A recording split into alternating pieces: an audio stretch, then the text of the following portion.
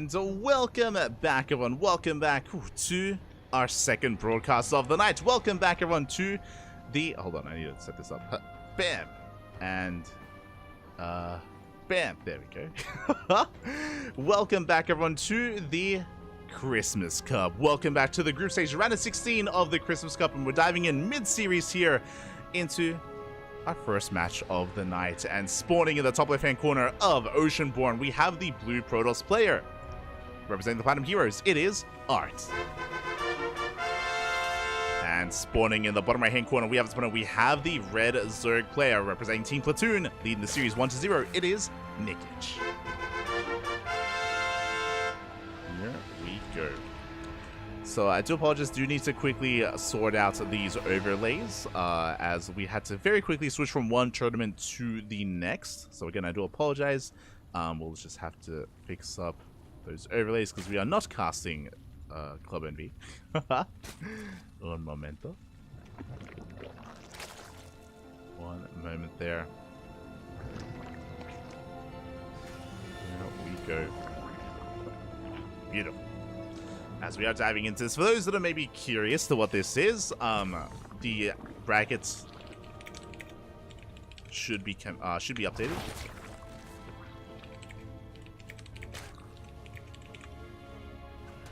The bracket command should be updated here, and this is an event, a pretty big event actually. It's quite a lot of money on the line, quite a big event here for the European scene, for the European region here. A lot of players are taking part from all over Europa. We have players like Wayne, like Art, like Nikic, like Shameless, like Night Phoenix, as well. Nickeract, for example. So plenty of players are competing here, are duking it out to determine who's able to come out on top and come out with the bulk of the prize pool. Here we go. Sorry, I'm just double checking. It is, I believe, yeah, just under 3K, USD here as a prize pool. And we are covering the group stage, the round of 16. We've been covering, like, we started with the round of 64, then we covered the round of 32, and now we're down here to the round of 16. Tomorrow is going to be the round of 8. The day after that is going to be the finals and the semifinals as well. So a weekend chock full of StarCraft to determine our Christmas champion. You may be wondering, hold up, wasn't Christmas a while ago? Wasn't Christmas like last month? True, this event has been running since last month. The event has been running since the beginning of December, so it's been a long time coming here. And, you know, Christmas, sometimes it comes early, sometimes it comes late, but it's coming nonetheless. As we have a Twilight Council opener, a very aggressive build here from Art. Again, because we were busy with Masters Colosseum, we did miss out on game number 1.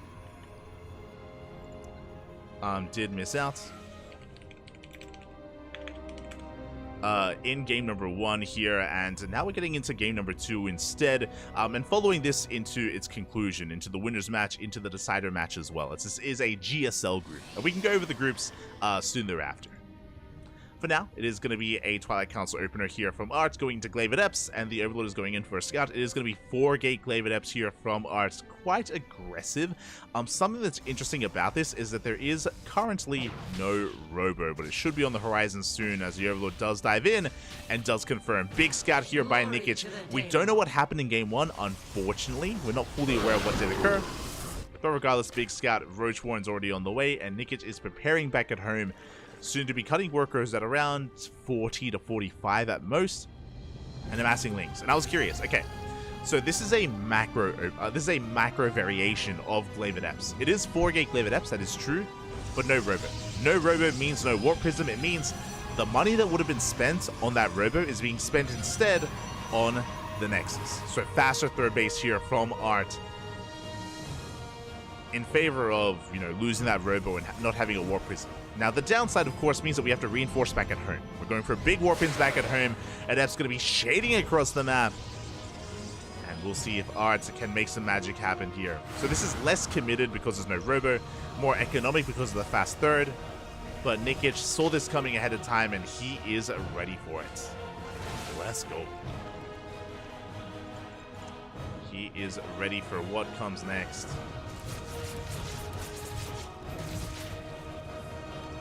As the Adepts are going to be forced back for the time being. We have a Living Roach still going to chase down these Adepts as well. As we threaten the shade. And Art doesn't commit. Now from here, Nikic he caught workers really early on. Actually, and he supply blocked. The question becomes, do we go all in or do we drone? The answer, we're droning. We have 7 drones on the way. That supply block was brutal. As a result, Art has a worker lead. Art is ahead in the economy, and he retains his adept army. Behind this, sentries are on the way. We should be working towards a Robo. There it is. Robo is thrown down for immortal production.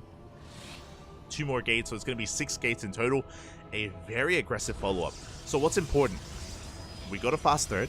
We were able to saturate. We retained our adept army, and we're going to be going for an even stronger 3-base push with a little bit more added to it with immortals, with I imagine sentries. We have forge for +1. We are building up. Meanwhile, Nikic is trying to catch up in droning, trying to saturate all of his bases here, tempted to catch back up.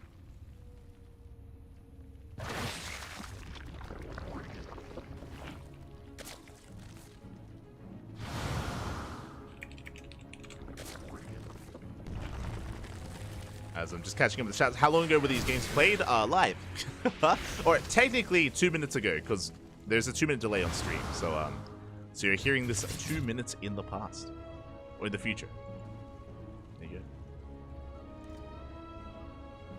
go. But yeah, these games are being played live here, and the Adepts, they continue to threaten shades across the map. As we mentioned, this event did begin in December and has been running for quite some time, and we're here to crown our champion this weekend. This weekend here, as it is going to be a 3-day playoffs. Day 1 tonight, which is the round of 16. Day 2 tomorrow is going to be the round of 8, and the day after that is going to be the semifinals and the finals on Sunday. Here we go. Hallucination is going to be moving out. Meanwhile, Art, he's just turtling up here on 3 bases, working towards a 4th. I assumed he was going to be moving out with this immortal army, and he may still move out, but working towards Colossus, extend them Lance.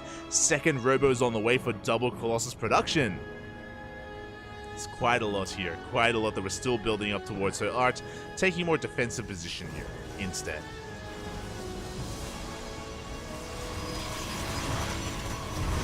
Ooh, as the Lings, they come in for a wraparound. We do force a cancel. A big cancel here on the base. Does deny the 4th. Does delay it at least. Likewise, Adepts are going to be moving out. I mean, we do have glaives, so may as well make use of it. It's going to be threatening some run-bys. Meanwhile, I love this from Nikic. He has recognized that, hold up, you're taking a 4th. Hold up, you're taking up into Colossus. I know what I can do. Throw down Infestation Bit, work towards Hive Tech, work towards Lurkers. So this is the correct move. As a Zerg player here, it is very important to identify when your opponent is being tech-heavy and when your opponent is turtling up like this. So because Art wants to fight back at home, because he's being so passive, Nikic can get away with taking up so greedily, rushing into everything here. And that means that even though Art is going to be able to get up to 4 Colossi and get up to a robust army on 4 bases, by the time he does, Nikic is going to have Hydra Lurker Viper. Nikic will have the ideal late game army here, or the ideal anti-ground toss army already. So Nikic identifying what's going on and responding in kind. Meanwhile, Adepts are going to be shaving off some of these things, pushing towards the roaches. Ooh. And then we will commit to the shade. We get into the mineral lines. Adepts at the 3rd, Adepts in the 4th base as well. Good target firing out of Nikic, focusing down as many drones as he can. He gets 10 workers in total. He gets into the natural. Even more drones are going down. Ooh, Nikic losing far too much. And Art able to get 14 drone kills. Ay, ay, ay. Nikic in quite a bit of trouble. But even though he lost a lot of his workers, here come the Lunkers. And this is what's important. The main army here is still going to be looking powerful for Nikic, as the first wave of Lunkers are on the way. Lurker range about to finish up. We do have Adaptive Talents to soon thereafter. There it is, Adaptive Talents being researched, and Vipers are on the way as well. Now, Art is pushing with 3 Colossi. You know, this is a hefty army. It's terrifying. It's crazy. But he's pushing into Lurkers. And you can't push into Lurkers. Not with this. Not without, like, either Disruptors or more Immortals. Good angle of attack. He's going to rotate around. Lurkers, they keep up. They do zone Art away. How many Lurkers? We pick up 1. There's 8 more Lurkers behind this. And there's a Stargate, the beginning of Sky Toss. Alright, he recognizes what's going on. He's aware of the power behind all these lurkers, and he's getting ready to transition to Sky Toss, but there's a late transition out of Art because it was not a Stargate opener. So very late Stargate from our Protoss player. Charge is on the way. Dark Shrine as well.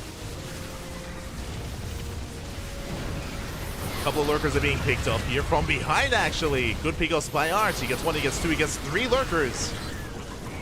And the force fields are looking good. He zones away the army. Art pushing through. He's gaining ground. We're running out of lurkers as well. We're bleeding out a lot. Bleeding out a lot of units, but good yoinks. We get 1, we get 2. 2 Colossi go down. And there's almost nothing left here for Art. Yeah, it's being picked apart by these Vipers. They do pull back at the same time. Oh, Stalkers try to come in, but lurkers are in position. So far, good defense by Nikic. And he's forcing out more Immortals. At the same time, though... No! At the same time, a Prism gets into the main, but gets shut down. Nikic on top of everything here. Shutting down that Prism. Keeping on top of this army. There's the Fleet Beacon all the way, but again, the Fleet Beacon is late. The Sky Toss, likewise, is late as well. What I'm worried about, as we do deny the hatchery, that's a kill, not a cancel. Good pickup. But what I'm worried about here is that Nikic is about to max out. Nikic, he's about to max out on Hydra Lurker Viper with some Ravagers to support. And when he does, he's going to be pushing. And when he pushes, what does Art have to defend? This is his army right now. He doesn't have much at home. Yeah, the momentum is swinging heavily here in Nikic's favor. He's moving out. He is maxed. And the problem here is that Art needs time. Good yoinks. Yoinks here on the Immortals. We do dive on top of the Vipers. Decent target firing, but the Lurkers, they're going hand. They take down almost every single Immortal. There's 1 Immortal left. We clean up that Lurker army. That is true, but that was a costly trade for Art. Meanwhile, we're remaxing on Roach Hydra. Nikic pushing everything through the center here. Art, how many Immortals? He's down to 2 Immortals, soon to be 4. He's hyper fixated here on Immortal production. Without Lurkers, this army isn't as terrifying. I will say that. We'll try and push our way in. So Art, he can hold. There's the overcharge. I do think Nikic is overextending again. I think he's overestimating the power of this army. Like, Lurkers add so much more complexity to this, and without Lurkers, Art is holding. He is holding strong. Oh, DT harass coming in. Oh my god, 9, 11 drones go down. 11, 13, soon to be 14 Lurkers. Not like this. Detection does arrive. There it is. 8 Lurkers in production, but it's going to take a while here. By the time we push out, we're finally getting to Sky Toss. It's happening. We are working towards those carriers. Will we have enough, though? There's going to be 2 carriers by the time the army pushes. And where do we push? Do we go for the fringe base to shut down the economy? Do we go for the kill and go for the natural, the 3rd? Where does Nikic move out? Where do we push? As Nikic gets eyes on the Observer. Oh, does yoink. Oh, doesn't he? Oh, no, it doesn't get the Observer. Observer does survive. That's a little bit unfortunate. The Roach Hydra is being shut down. Art is stabilizing, by the way. Like 100%. Art, he is stabilizing at this point. He is maxing out himself. He's refining his army, getting to Sky Toss. I do think that the Roach Hydra counterattack by Nikic was a mistake. It was a bit of a misstep, maybe that's a better way to put it. Where I think he was a little bit overconfident with his army. Without Lurkers, he could not push in. And now that he has Lurkers, he missed his window. He missed his opportunity.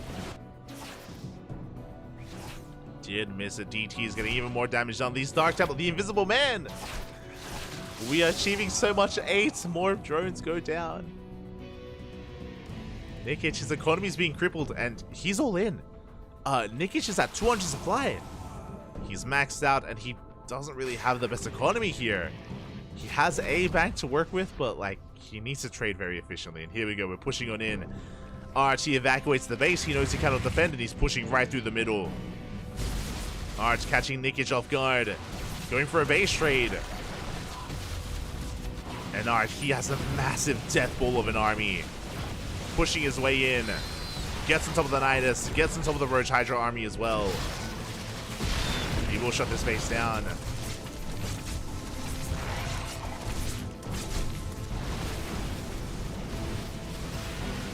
Again, Nikic, he's in a lot of trouble at this point. 17 drones fall. The Lurkers, a race back home.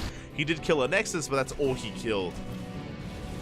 The probe survived. Meanwhile, Art, he killed 20 drones and a hatchery, and he can keep pushing.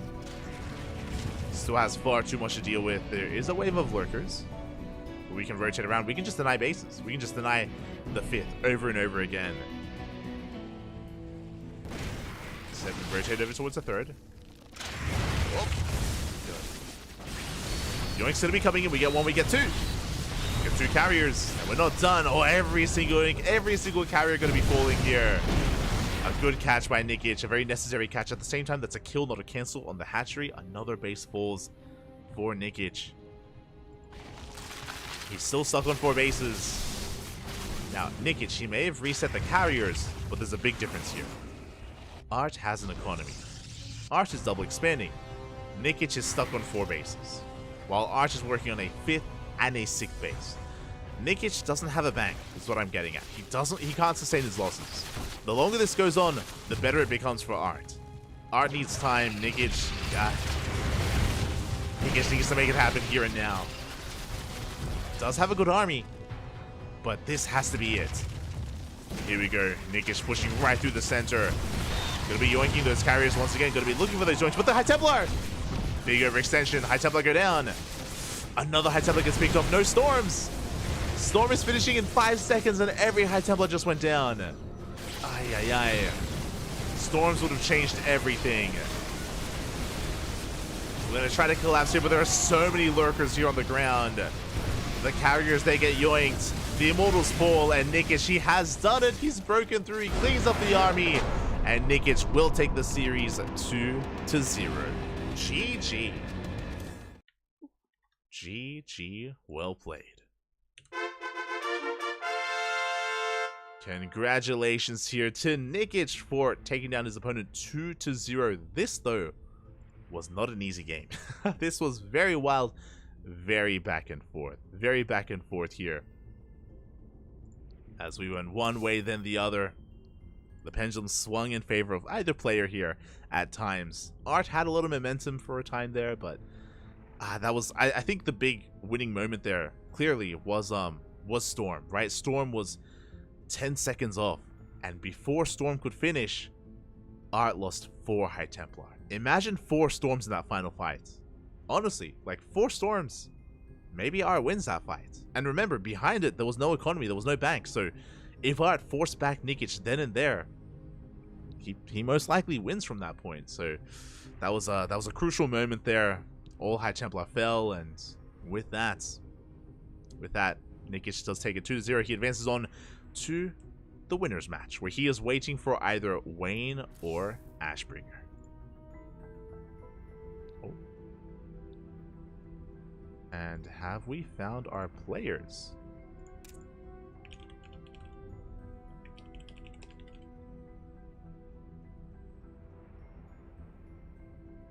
We shall see. So, essentially, Nikic is going to be waiting for either the winner of Wayne or Ashbringer. And they just popped out a game. So, has it ended? Or...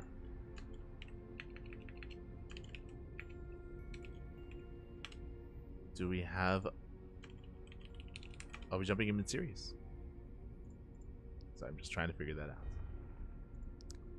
Reaching out to our lovely players here, trying to figure out what is going on. Catching up on some results. Oh boy.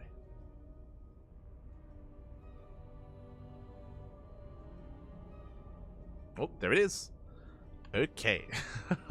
So Wayne did 2-0 Ashbringer, which means we're going to be diving into a ZVZ between Wayne and Nikic.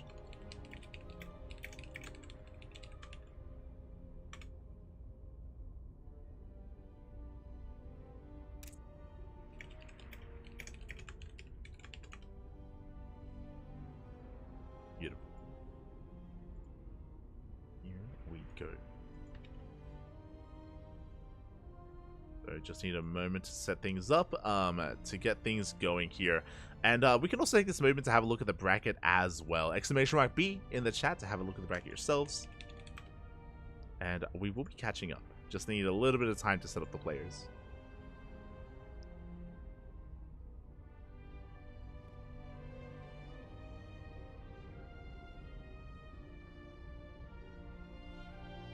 There we go. All right. Let's get into this. Let us get into this here. So for this bracket, it is a little bit larger. So gonna be going for this scene. Bam! There we go. Okay, from the top, from the very top, quickly going over some of these matches. We do have Group A. Group A is Skillous, Enigma, Nickracked, and Middle VK. Now it looks like there was a bit of a walkover. Skillous does make it into the winners match, and Skillous is the favored player there.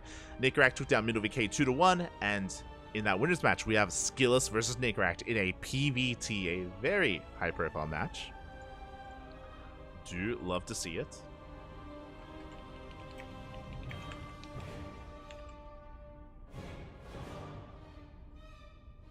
Do love to see it here. As Skillous and Nickracked going to be facing off. Meanwhile, Enigma up against Middle VK in that lower bracket match.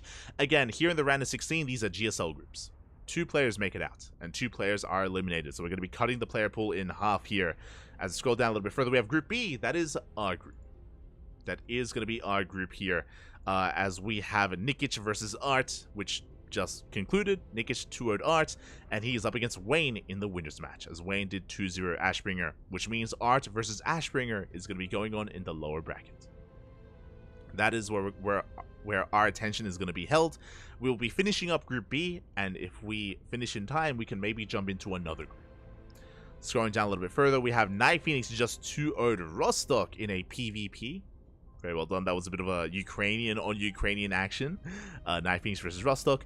Night Phoenix is going to be waiting for Strange or Wannabe Beyond in a PvT. Now, Strange is going to be favored there. Big shout out to Wannabe Beyond to appreciate him as a player, and we've been casting him a bit recently. But Strange is going to be favored, and Strange versus Night Phoenix, that's going to be a close one. That's going to be a spicy PvP if we get there. So going down, we have Group D. Again, 4 groups in total. Young Yako versus UED Soldier, and Milky Cow versus Shameless. Oh boy. So, I am a big fan of UED Soldier and Shameless. We've been seeing their rise over the past year of play, and they've been improving a lot. Shameless and UED Soldier, they've been very impressive. But Young Yakov, who's not young anymore, is a terrifying player. He is the favored player in Group D. But who comes out other than Young Yakov? Milky Cow has been around for a while, that's true, but I want to believe in the power of the Protoss. I want to believe in either UED Soldier or Shameless, causing a bit of an upset there and bringing Milky Cow down. On paper, though, I would say Young Yakov and Milky Cow are the favorite players to make it out. We'll see, though. We'll see. So again, these 4 groups are happening all at the same time. All these matches are happening at the same time. We unfortunately had to pick and choose. We had to pick and choose one group, and I was tempted to go one way or the other, and we're settling here on Group B for now. And, I mean, Group B is progressing nicely. Maybe we can catch a little bit of Group C or Group D later on down the line. It's possible.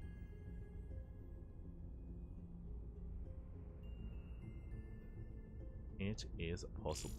Oh, as lobbies have been made, and we are diving in.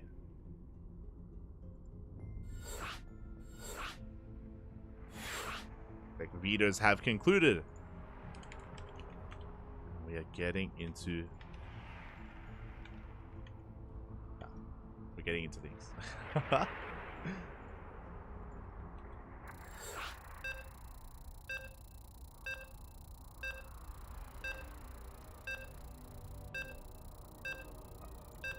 Alright, our ZVZ is upon us, and this this could go either way. This could go either way here. Wayne is going to be coming in as a favorite player, but ZVZ can be very chaotic, and, you know, things could take a turn. Here we go. We are getting into the winner's match, and spawning in the bottom right-hand corner of Hardlead, we have the red Zerg player here representing Starlight Twinkle. It is Wayne. And spawning in the top left-hand corner, we have his opponent. We have the blue Zerg player from Belarus, representing Team Platoon. It is Nikic.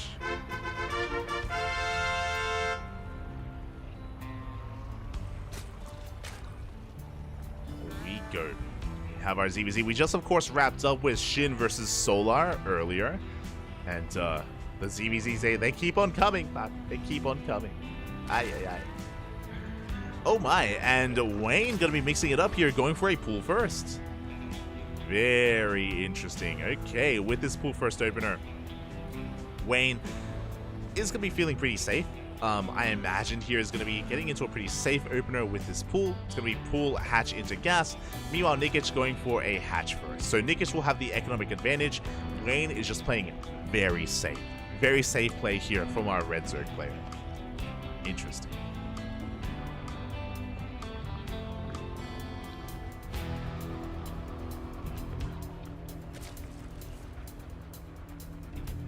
Very safe play here. This does give Nikic the slight economic lead here in the early game. It's going to be on Wayne to make up for it. We'll see if he can, as a couple of Lings are going to be on the way. They can apply some pressure, but there's no fast gas here. So Wayne can't like rush into Ling speed and go for a Ling flood with this or anything like that. Nikic is just going to be strictly slightly ahead here. Or should be, at least. As we're settling into this, Overlord is coming in. Overlord does confirm how late the hatchery is, does see the Lings moving out, and I'm sure Wayne is hoping for an overreaction. I'm sure he's hoping that maybe Nikic does, you know, maybe overmake Lings or make a Spine Crawler, play too defensively here as the Lings are moving out. Behind this, Nikic is making a wave of 6 Lings. Queens are on the way, and we'll see if Wayne can pick up a drone. Ideally, he needs a drone kill here. As he tries to slip on by, Nikic saying this seriously, does pull away. Does evacuate the natural, and he will save his workers.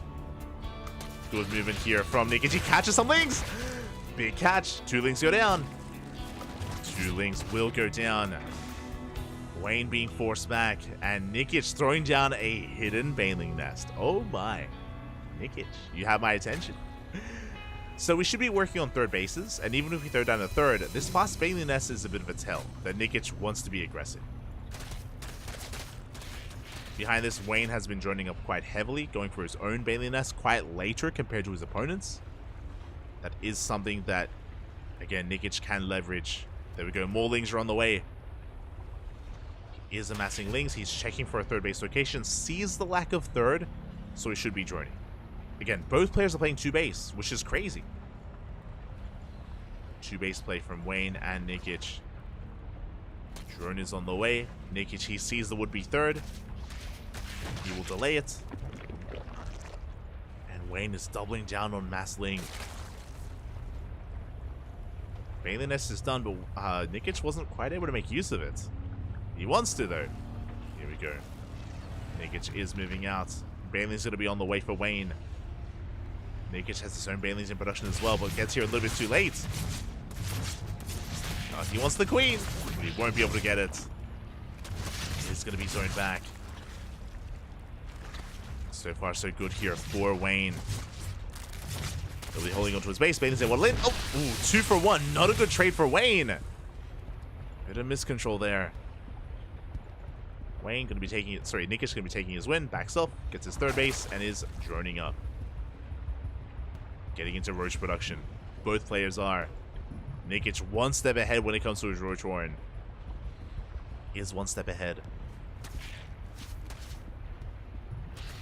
Oh, Wayne trying to go for his own Ling counterattack is going to be denied.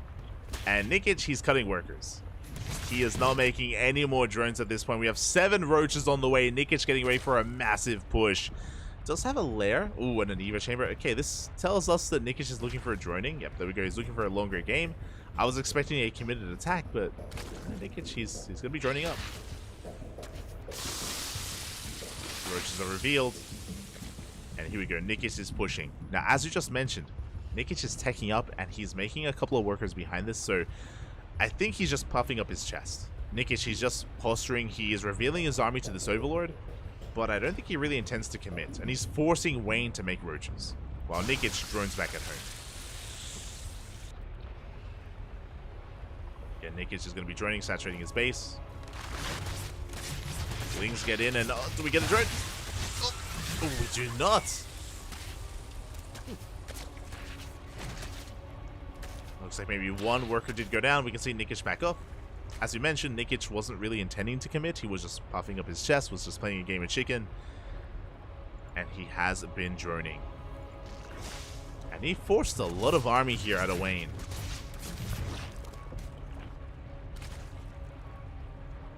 That is the back and forth of ZBZ. Trying to force your opponent not to drone. Getting into drones yourself.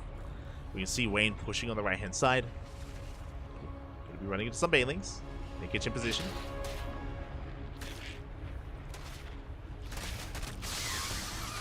Does pull away his Banelings. Does preserve them. Likewise, Wayne backs up. Going to be droning up himself. Ooh, is late when it comes to his lair timing. Late as well when it gets a faster +1 range at least, but again, this lair timing is late, which means roach speed is going to be delayed. Now, we got this earlier Evo chamber. I was expecting +1, but there's no upgrades. Nikic, Bobby. This is a bit of a sign here. This is a bit of a tell. No upgrades from Nikic. We do have roach speed that's being prioritized. It looks like, I know that we've been seeing like a lot of posturing and a lot of like, faking like a push and like droning. This looks like an all-in. God, as soon as I say that, we saw +1 range. God damn it. I mean, it looks like a pretty crisp roach speed timing here, but +1 range is an interesting choice. Here we go. We are pushing right through the center. Looking at the armies here, Nikic does have a supply lead. Does push in. Gets a couple of roaches. Gets some queens as well. But the Lynx round is upon us. Nikic not trading too well here towards the end. He still has a pretty terrifying roach force. And there we go. Nikic's going to be reinforcing with his own Lings. With his entire army. Baneling's going to be waddling as well.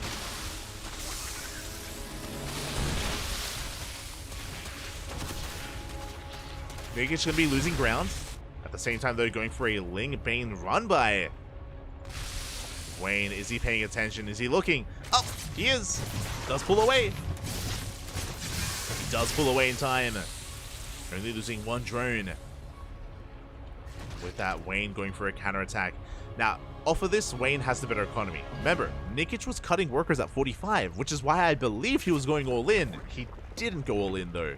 So Wayne has a stronger economy, and Wayne is snowballing out of control. Able to produce so much more. +1 range is on, +2 range is on the way. Wayne looking in control here. Is going to be forcing his way in. Lyle's going to be grazing the army as well. We have the better concave as well. +1 range still on the horizon. With the defender's advantage though, Nikic, he's pushing through. He is breaking through just barely. Good target firing as well on those Ravagers. Nikic forces Wayne back. But Nikic is still only on 45 drones. He still doesn't have an economy. The longer this goes on, the better it is for Wayne.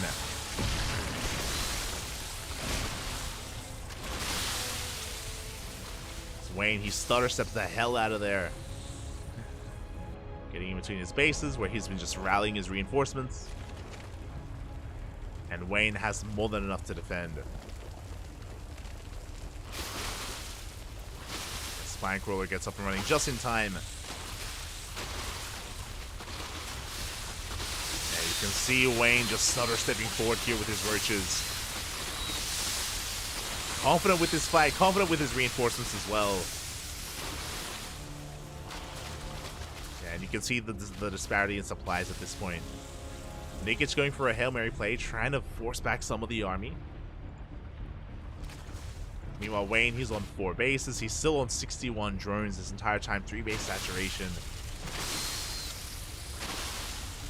Wayne has been looking good. There were some scary moments for Wayne, don't get me wrong, but it did feel like Nikic wasn't really committing too hard. It felt like, yeah, I felt like he had a hard time picking and choosing if he wanted to go all in or not, and that indecisiveness did work against him in the end. Like, cutting workers, making an army, and then droning is you're just hurting yourself. It's like, it's not, not able to make use of that. As Nikic does go for the hatchery, he's going to be getting the snipe. Wayne was out of position, but he does rock up just in time. Yeah, he's swallowing this army up. The hatchery did tank a couple of shots, but it will survive. Miles going to be connecting, and again, with the defender's advantage, Wayne, he has more than enough at this point. It is just a numbers game. GG gets called, and Wayne will take game number 1. Ooh, GG. Oh, that was quite a lot of twists and turns. That was quite a ZVZ. Oh my god. Going one way and then the other. Both players so aggressive, actually. Both Wayne and Nikic were so willing to just embrace the chaos there and really make it difficult for either player to read with whether or not you're droning or not, how committed you are, how uncommitted you are, and in the end, again, as we mentioned, Nikic did cut workers at 45, so it looked like he was going for like a roach speed all in, and then he started plus on range, and then he droned as he was pushing. So yeah, it was a little bit odd from Nikic, just very middle of the road, and as a result, when that push didn't work, he was just behind. He was just straight up behind from that point. He had to deal some critical damage with that army, and he was unable to, and with that, we're getting into game number 2, and spawning in the bottom right-hand corner of Oceanborn, we have our red Zerg player representing Starlight Twinkle. It is Wayne. And spawning in the top left-hand corner, we have his opponent. We have the blue Zerg player representing Team Platoon. It is Nikic. And hold up, we are getting some updates here. I was not... What happened? Wait, what? We're getting some updates. Very quickly, usually we go over updates like after we wrap up a series, but just very quickly here. Once again, Wayne going for a hatch first. Sorry, going for a pool first against a hatch gas pool. Economic open out of Nikic. Defensive open out of Wayne. Strange. I pegged him as the favorite player in Group C. Strange just got 2-0'd. I am shocked right now. Wayne got 2-0'd by Wannabe Beyond, and I know that Wannabe Beyond has been looking good recently. I know that he's been getting some really good performances, and he's been very active. But to 2-0 Strange, that is wild. I want to know what happened. I want to know what the hell happened there. But that's a big win for Wannabe Beyond and a massive upset. So best of luck to Strange in the lower brackets. But yeah, just already a wild turn of events. Very crazy. Aye, aye, aye.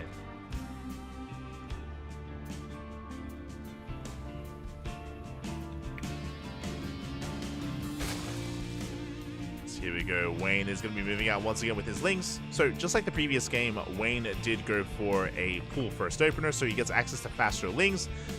Not access to faster speed though. So it's just a couple of links early on. The goal here is to force a reaction, is to maybe get some drone kills. That's the ideal for Wayne, is to pick up a worker or two. As he moves out, Overlord does confirm the late hatchery, and Nikic is getting ready back at home. Once again, he evacuates the natural. He's going to be respecting these lings. Does pull back. Again, good positioning here by Nikic. She has a defensive advantage as well.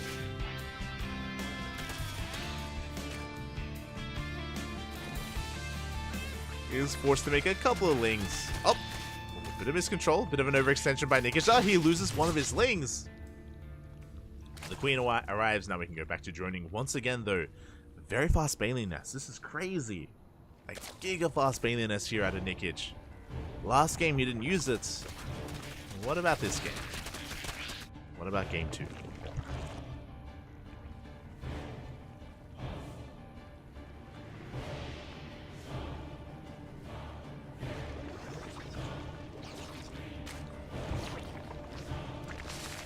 Sorry, I just closed the door. What about game number 2 here? As Wayne is going to be going into his Evo chamber. He's setting up a wall here, going 2-base lair. Okay, Wayne going to be playing 2-base this time instead. Meanwhile, Nick is just link flooding.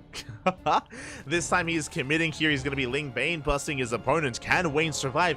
He's skipping the Bailey Nest. No shot. No Bailey Nest here from Wayne. He has a full wall, but the lings are soon to arrive, and we are soon to bust down this wall. Wayne, all that he has to defend is a couple of queens. Is supply blocked? One supply block for a moment there. Has to wall off desperately. But what can he do? There's nothing else here. Lings are on the way, but they're going to be slow lings at that. And Nikic, he is breaking through. Crashes on in, busts into the natural. Boys are being pulled. They have to be. And there's just nothing here. A bit of a build order win for Nikic. Snowballing out of control, punishing the build here of Wayne with the Bane bust. We take control of the natural. Lings are amassing. GG gets pulled, and Nikic ties up the series 1-1. GG.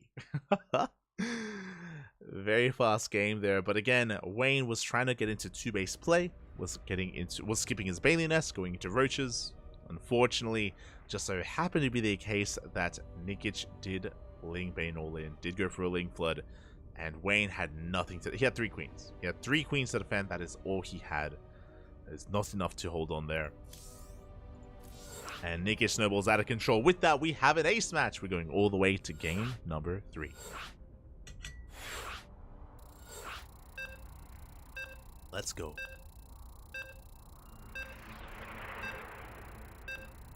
It all comes down to this.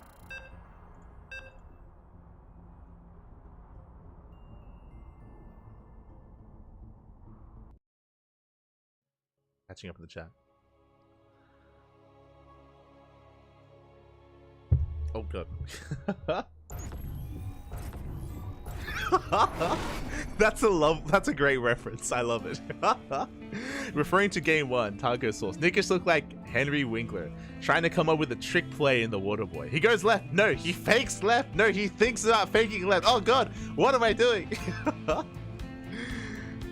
That did feel a lot actually like game 1, but in game number 2, you know, our blue Zerg player was able to bring it back. But here we go, we're in the ace match, and spawning in the bottom right hand corner of Golden Aura, we have the red Zerg player representing Starlight Twinkle being forced into the ace match. It is Wayne.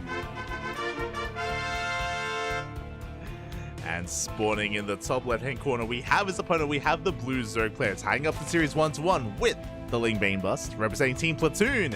It is Nikic. Once again, pool first. Okay. Every game here in the ZVZ, pool first from Wayne. Hatch gas pool out of Nikic. Oh boy. And just like the previous game as well, Wayne will have the option to go into 2-base play. But after what just happened, I imagine we're going to be going into a standard game into Bailey's. I hope so at least. Here we go.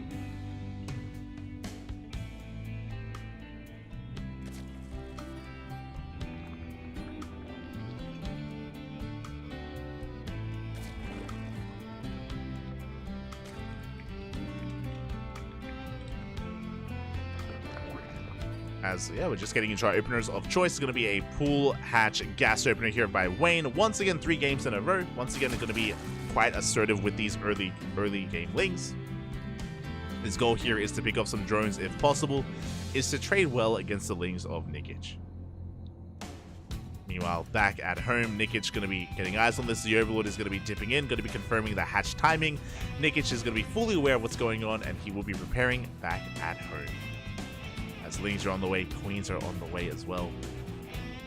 Nikic, he does confirm how late the hatchery is. He's now fully aware of what's happening, and he should be evacuating this drone.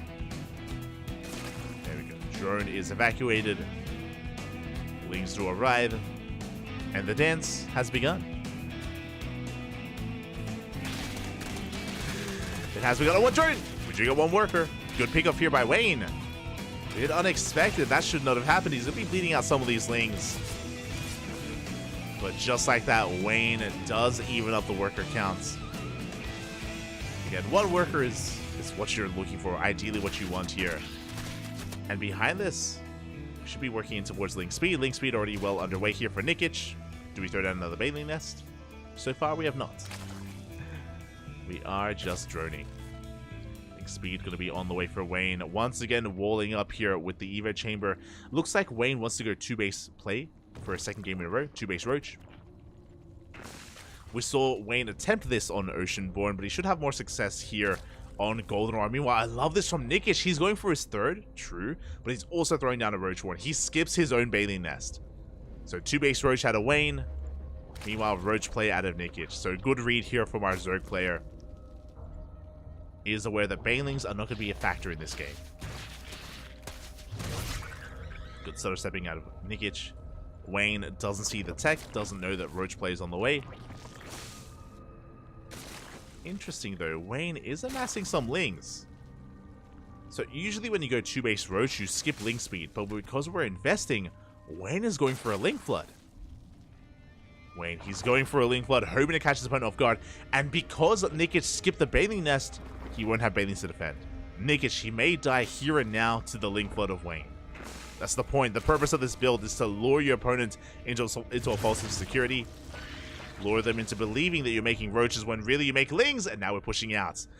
We're pulling the trigger, Link Speed has kicked in, and Nikic is in a bit of trouble. Roaches are on the way. Can we hold? Can we survive? Can we survive? As the Lings have arrived, they go straight for the third base to get us around, and they will get a kill. This base will fall. Good pick off here by Wayne. Nikic stuck on 2 bases. Now Wayne, because we bought some time, he shouldn't be able to push into the natural. The wall is looking solid. Nikic holds. Does lose a base though, and that means Wayne can get his own. Get his own third. Going to be droning up behind this. +1 range well underway. We have 1-1 on the way here for Nikic instead. Getting to double upgrades.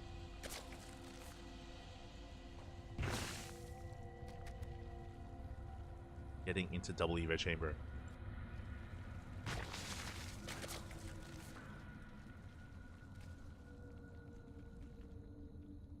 With this, we'll see how the game does settle from here.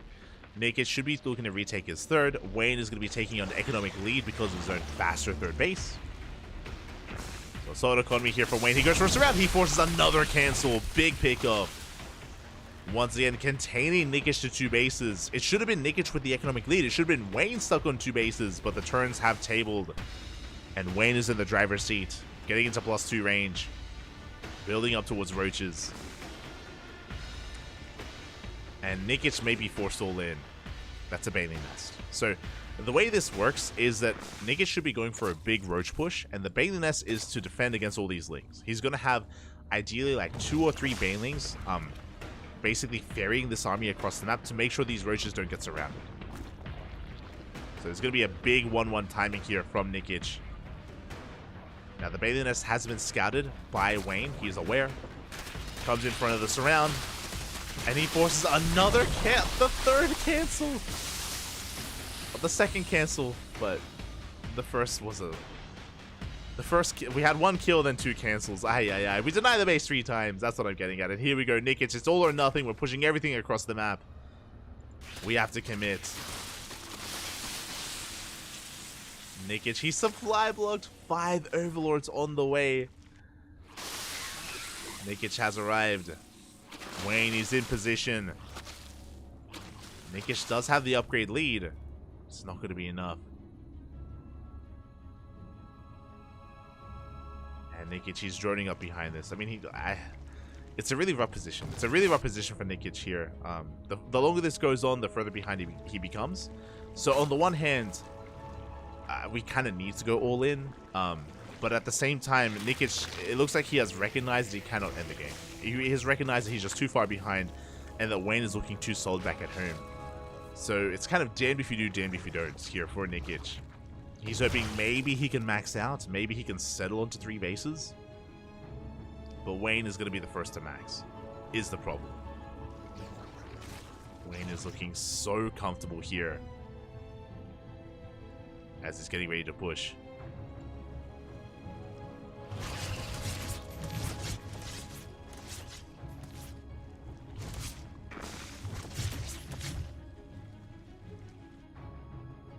Here going to be swatted away. Wayne, he is about to max out. He is at almost 200 supply. The supply block is the only thing stopping him. The only thing.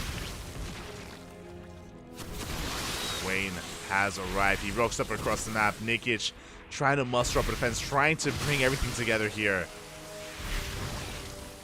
He does have the high ground, does have the ramp, the defender's advantage.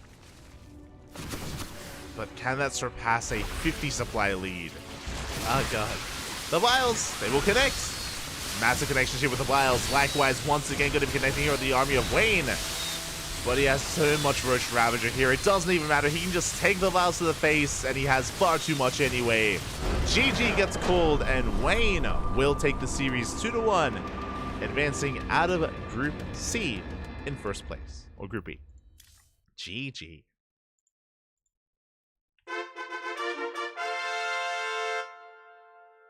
GG, well played. Well played here by Wayne. He does make it out of Group B here in first place.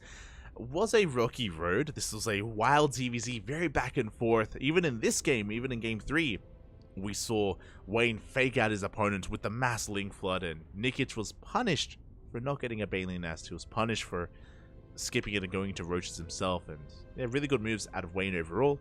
Able to catch Nikic off guard. With that, Wayne will advance first, and Nikic gets knocked down to the decider match. Here we go. He gets knocked down to the decider match where he is waiting for either Ashbringer or Art. And we can take this moment to go over the bracket. Again, exclamation mark B in the chat to go over the bracket yourselves. From the very top here, Skilless did take down Nikirak 2-1. Big shout out to Nikirak. Nikirak, he took a game. Did take a game off of Skill, so very impressive that went to the ace match, as Nikirak is knocked down to face off against Middle VK in a rematch. That series previously also went to the ace match, so that could honestly go either way. That series could go either direction. Best of luck to both Nikirak and Middle VK. Scrolling down a little bit further, we have Wayne, who took down his opponent 2-1. Did come out on top as we try to catch up here on some of these results. But yeah, did take down his opponent 2-1. And again, as I mentioned before, Nikic is waiting for either Ashbringer or Art. So we're going to be waiting as well. We're waiting to see if Nikic can make it out or not, or if a Protoss player can rise to the challenge. Scrolling down a little bit further, we have that upset that I mentioned.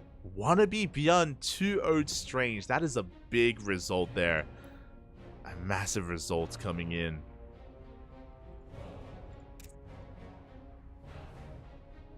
Oh, so I'm just trying to catch up.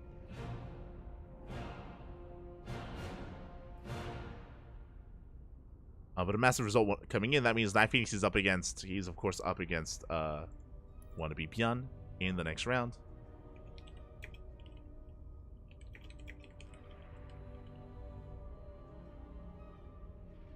Up against him in the next round, we have Strange versus Rostock in the lower bracket, and here... Oh, and we have our lower matches finishing up as well. We have Young Yakov, also taking the ace match. Mate, I'm telling you. In this group, I was like, yo, UED Soldier and Shameless, they can pop off, mate. They can pop off and they can make some magic happen. UED Soldier forced the ace match out of Young Yakov. Very impressive. Shameless takes down Milky Cow 2-0. Shameless up against Young Yakov. Ooh, UED Soldier falls to Milky Cow. My condolences.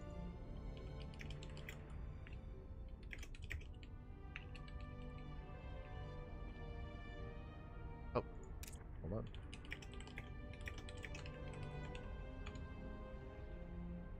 As I do message some of the players and hopefully get in, but we do have another matchup ready for us. But again, UED Soldier does fall here in the in the rematch, unfortunately, or up against Milky Cow. His run has ended.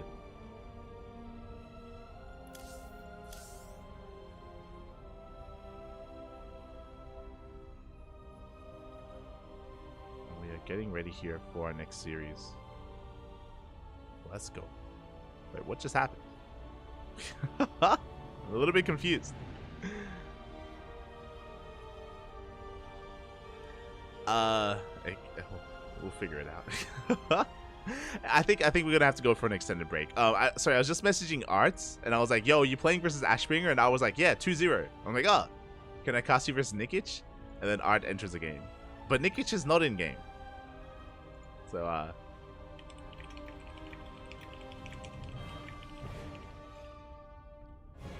I don't know what happened. I have no idea what just happened, but I think maybe Art was up 1-0. So Art, he's still playing against Ashbringer. We'll wait for them to wrap up, and then we'll be jumping into the winner of that. So that is our current plan. That is our current trajectory. So we are going to be going on a bit of an extended break. Extended break here. When we return, we will have either the ace match of Ashbringer versus Art, or the decider match against Nikic. One or the other. We will get there. Otherwise,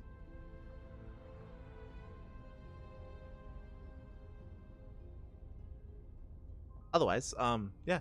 I hope you all enjoyed yourselves. Take this moment to get some rest, get some water, get some snacks, get some food inside you, because we're kind of wrapping up the broadcast a little bit here. All these matches all these groups are kind of coming to an end in a way. Like, I'm sure by the time we finish up Group B, we maybe have a chance to get one more series in one of these other groups. It does depend on how long these games are. Does depend. So we'll see. We'll see what happens. We'll see where we do come out. So yeah, from here we're going to be going on a short break. When we return, it's going to be either Nikic versus TBD or Ashbringer versus Art. See you soon.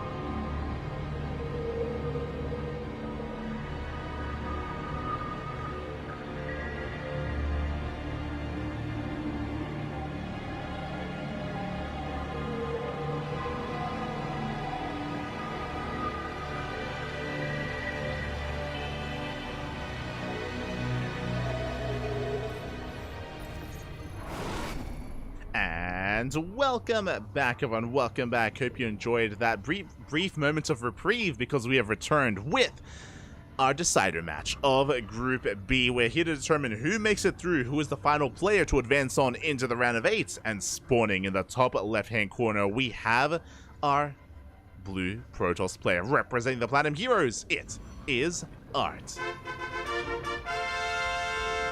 And spawning in the bottom right-hand corner, we have the red Zerg player representing Team Platoon. It is Nikic. Oh boy, here we go. Just updating the chat, letting you guys know what is going on. And this is a rematch. This is a rematch from a series they played earlier in Group B. And even though it was a 2-0, if you watched the VOD, if you watched the games previously, I recommend watching the VOD because it was pretty close. It was very back and forth. It was a very close game that they had on Oceanborn. And honestly, there's a world out there where Art could have won that. Art could have won that game. It was so close between the two of them. So even though it started off as a 2-0, I wouldn't be surprised if this goes to the ace match, and I wouldn't be surprised if even Art gets revenge. Like, this could still go either way. I do think that both these players are pretty similar in skill, and we'll see where this goes. We'll see who joins Wayne in the round of 8. Oh boy. Here we go.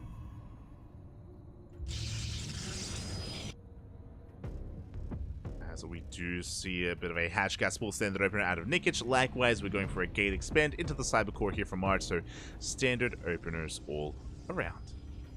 Everything looking normal. Looking as it should.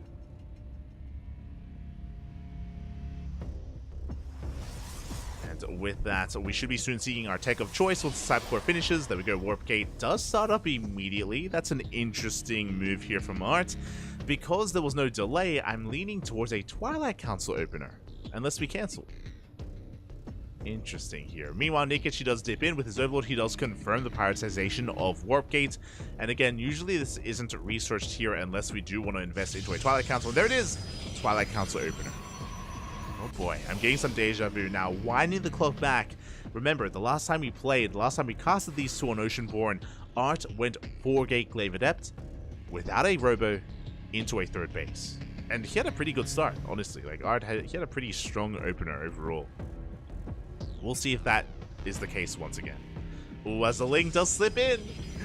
The wall is not a wall. The Ling slips in, and we're going to get a full scout of what's going on. This time there is a Robo, so it's not going to be the same build. It's not going to be the same build from Art.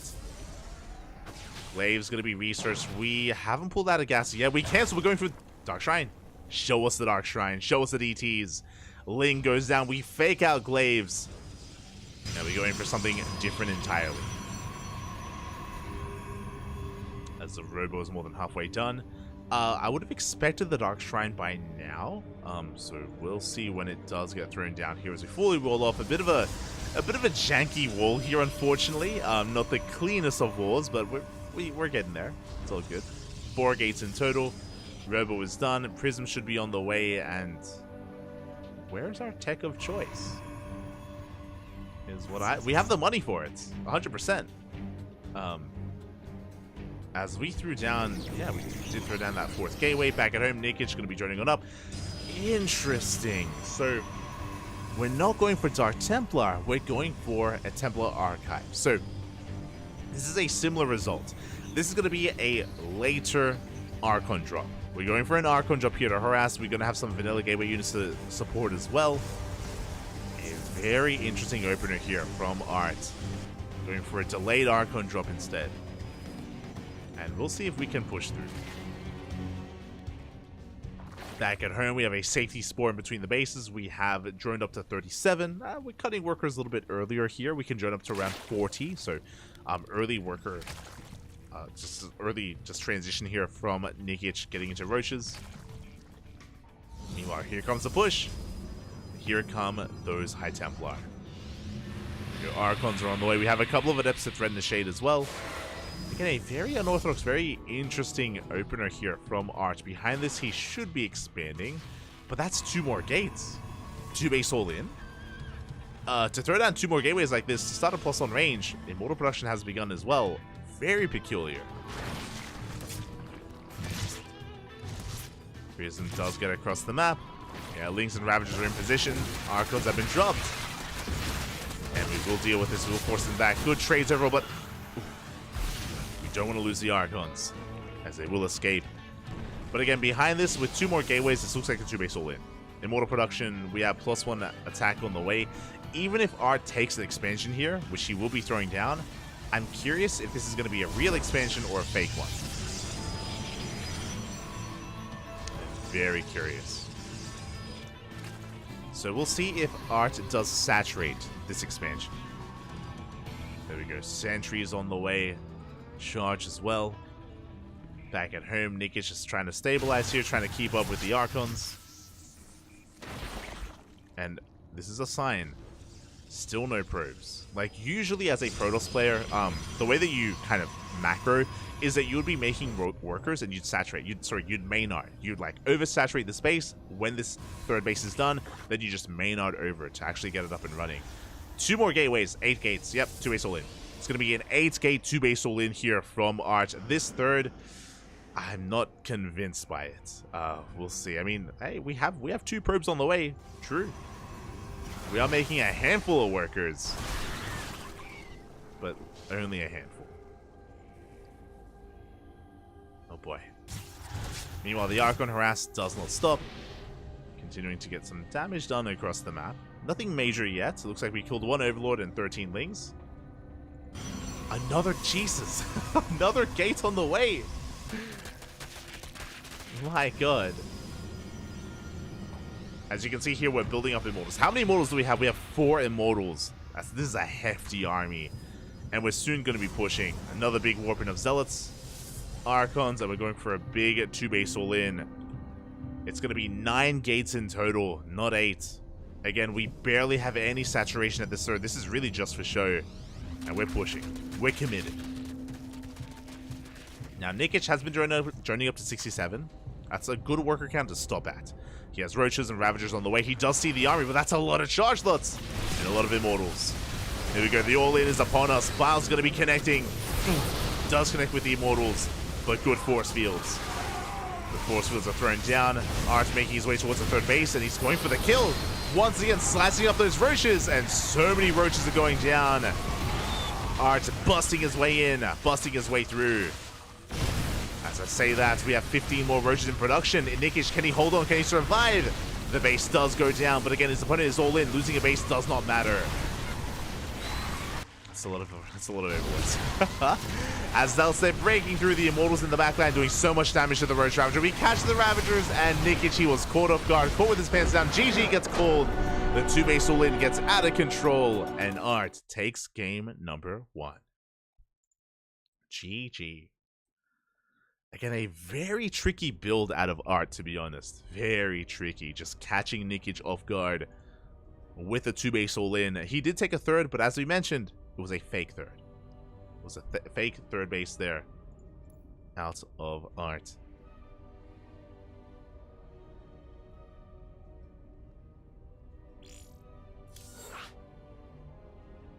And we'll see where this takes us.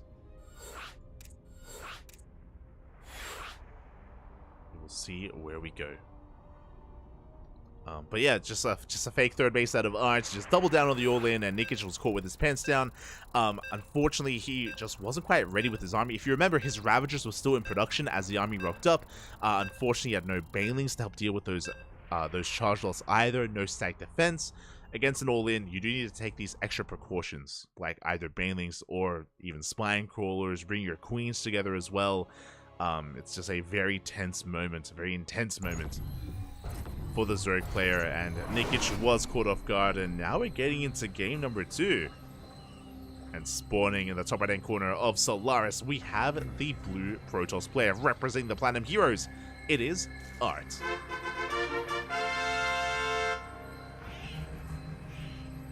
And spawning in the bottom left-hand corner, we have his opponent. We have the red Zerg player representing Team Platoon. It is Nikic.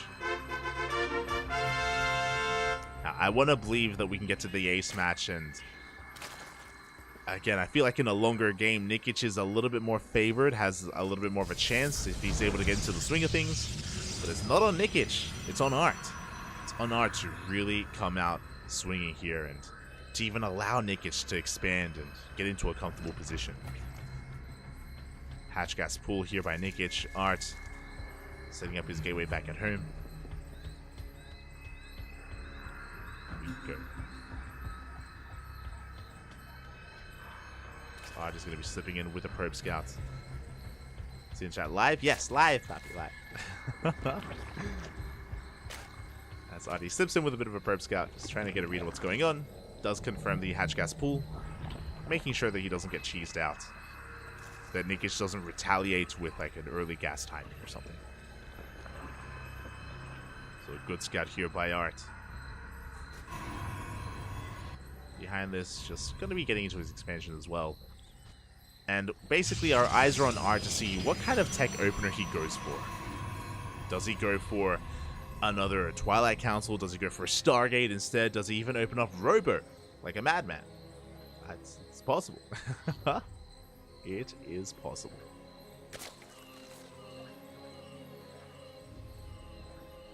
As Nikic is going to be getting the space up and running.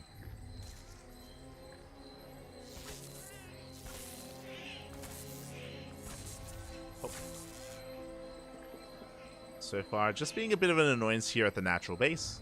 Going to be delaying the expansion of Nikic, or just trying to delay the mining.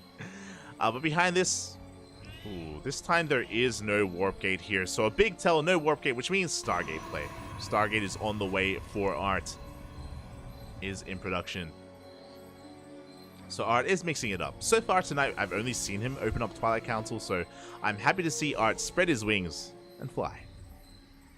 Take to the skies, bud. Take to the skies.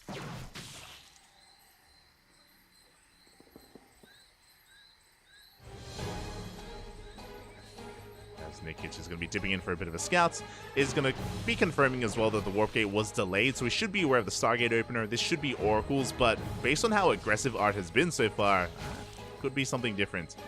Could take a different twist, a different turn into something like Void Rays. But there it is. It is going to be the Oracle. Oracle opener out of Art. Everything looking normal. Everything looking standard. Which is still terrifying. It's especially after what just happened. Especially after what just did occur. Nikic behind this, getting up to 3 bases, droning up, getting to link speed. Getting into a comfortable mid-game. For the first time. Ooh, this is an early Roach Warren though. 3-minute 30 Roach Warren timing here for Nikic. Against a Stargate opener, you would expect a 5-minute Roach Warren. So this is sub 4 minutes here. This is looking pretty aggressive from Nikic, or overly safe. One or the other. Yeah, we go. We cancel the Roach Warren, go for the Bailey Nest. Makes a little bit more sense here because Nikic is amassing lings, by the way. He's going for a bust. Uh-oh. Art is in the dark. He has not seen the tech of choice. Nikic going to be doubling down. He did squeeze out a couple of workers, that is true, but he's still just amassing lings and pushing out across the map. Back at home, Art getting his third base. Went for an Oracle into a Void Ray. Interesting opener. Following it up with more Oracles. But here we go. The Bane Bust is upon us. Nikic, it's his turn to go all in. It's all or nothing for our Red Zerg. As we head across the map. So far, the wall, we don't even need the Banelings. We just bust into the natural base. The wall is not a wall. And probes are going down. We go first around here on the pylon. Oracle is going to be helping. Do activate the pulsar beam. The lings are going to be shut down. The pylon does survive. Likewise, good positioning here in the main base. Minimizing losses. Only 3 probes have gone down. Good defense so far by Art. At the same time, Lings, they crash into the third base. There's a Void Ray to defend. There is a Void Ray. Shield battery goes down, but we're leading out a lot of Lings. So far, this has not been worth it. Lings in the main base still racing around, trying to find a way in. Lings here at the third. They take down the shield battery, but that's all they get. Only the shield battery. And Nikic still isn't droning, by the way. It's still just massing Lings. There we go. 2 drones on the way. Can he get a kill? Can he at least bring down the third base? I'm not sure if he can. He wants it. He wants the third. Goes for the Stalkers. But they slip away. One Stalker goes down. Tries to get us around here on the Adepts as well, but these have this is just not good enough. How many Lings have fallen? 61. 61 Lings go down, and just like that, Art, he defends. He protects his natural, his third, and his main base. Oh, I spoke too soon. Gets a probe. One extra worker. But things are looking bleak here for the Zerg player. Nikic back at home, desperately droning up. Droning up heavily here. Getting into his lair is delayed. Getting into his roach production, his gases, Evo chamber. You can see that the drone count is looking decent, but the Oracles, they get across the map. They're out of energy though. Thankfully for Nikic, they're out of energy. As they do race back home. But behind this, Archie's building up towards how many gateways? 9 gates. Jesus, 9 gateways. Charge on the way. Something that I've noticed is, once again, Arch is not saturating this third base. It is not being saturated whatsoever. We have droned up to 9 workers here at the third. We're going all in. We're going for a big 9-gate charge all in here. On 2.5 bases. And Nikic has been droning. Heavily droning to catch back up.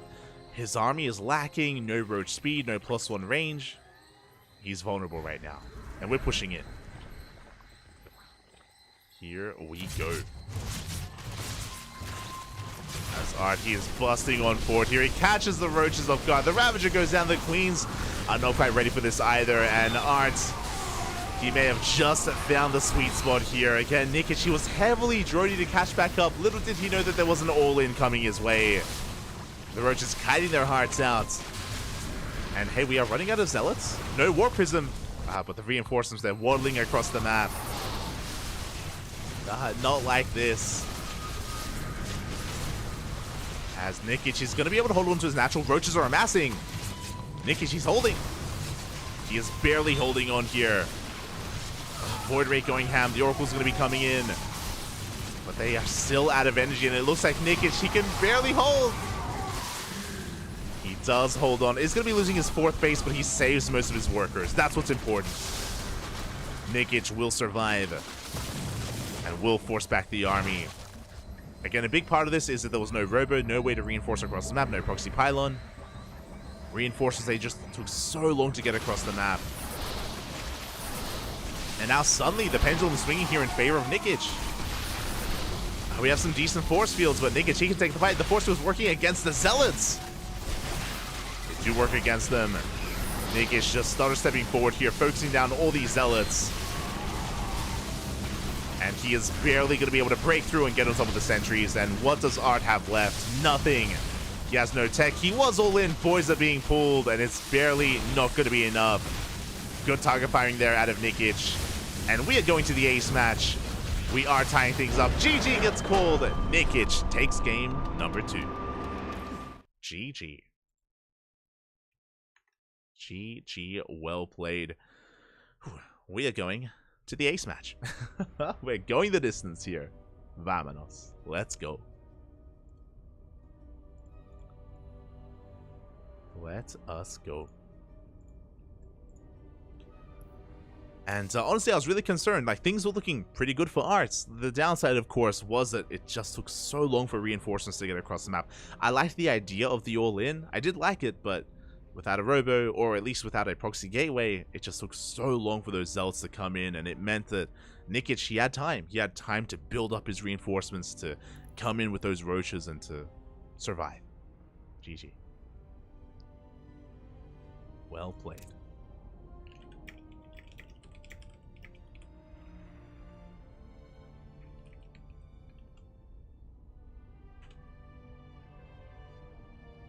With that, we are getting ready here for our next game, for the ace match between these two lovely players.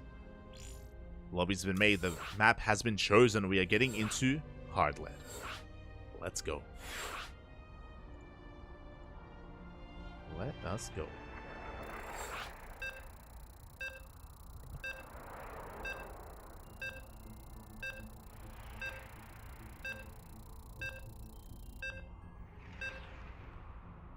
In the chat. These are GMs? Yes, these are GMs. These are some of the best that Europe has to offer. I would say probably top, what, 36? Top 36 in the EU? Top 40, maybe? I'm comfortable saying maybe top 36 to 32 even. Some of the best in Europe. Let's go. And here we go. Spawning in the top left-hand corner of Hardlead, we have our Blue Protoss player here representing the Platinum Heroes. It is Art. And spawning in the bottom right-hand corner, we have his opponent. We have the Red Zerg player representing Platoon. It is Nikic. Tying up the series 1-1, forcing the ace match. I guess if you maybe don't watch too much StarCraft, maybe you're unfamiliar with these players, but both Art and Nikic has been competing for quite some time. Again, they're comparable to players like Young Yakov, to Strange, for example, Wayne. I mean, they're all competing in the same league, and we have been seeing quite a lot of upsets and quite a lot of ace matches as well. So I know a lot of eyes are on like the top, the upper echelon, like the top players in Europe, but this is kind of like the step below that. Step below that. Again, very active players. Very much so. We do cast them quite frequently.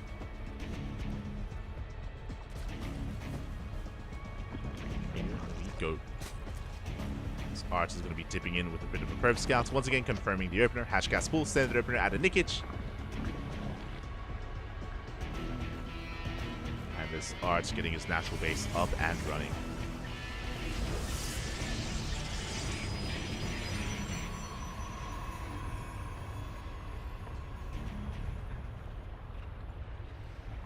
Go. As really my eyes are going to be on Art. Like, it feels like he's been the one dictating the pace of the game, both in Game 1 and in Game 2. We've been seeing some pretty aggressive builds out of Art, some pretty hefty 2-base all-ins with fake third bases, essentially. It makes sense. As I said before, this is a rematch. We did see both Art and Nikic face off earlier. We did see them face off in the first round. And in a longer macro game, Nikic was the one that came out on top. Did come out on top.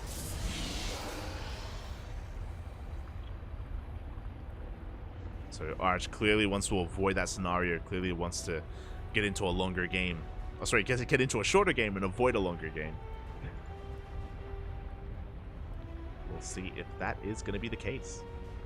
As once again, we do not delay the Warp Gate, and we have a Twilight Council opener. Now, we've seen a couple of different variations. In Game 1 of this series, we saw this lead into a Templar Archives, into an Archon drop. Of course, we've also seen Glaive Adepts out of Art as well. But there's so much more available. We can go for a Charge all-in, we can go for Dark Shrine into DTs. What do you have available? And even if it is Glaive Adepts, there are different variations. There's 3-gate, 4-gate, there's a 6-gate all-in. There's 4-gate Glaives into DTs. Robo is on the way. Overlord's going to be zoned away. And behind this, we have not pulled out a gas. Interesting. Without pulling out of gas, I'm curious as to where this leads us. We could be going for another Templar Archives. That's kind of the read that I'm getting here. Otherwise, we would have already seen Glaives. Like, Glaives should already be researched at this point, or being researched. So I'm feeling another Templar Archives at this point, as we're getting up to 4 gates once again.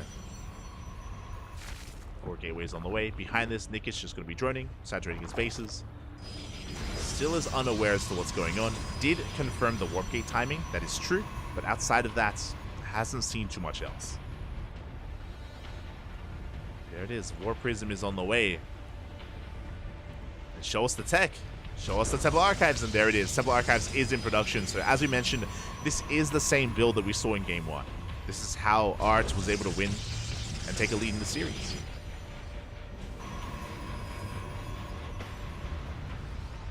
So again, this is a really unique opener. The way that this works is that we're going to be having, of course, our Archons from map control. We're going to be able to shut down Overlords, able to shave off some Lings, and eventually get into our third base. Before that occurs, though, we do have some Lings harassing this wall, and we can bring down the Stalker. So close. Stalker does go down. Good pick up here by Nikic.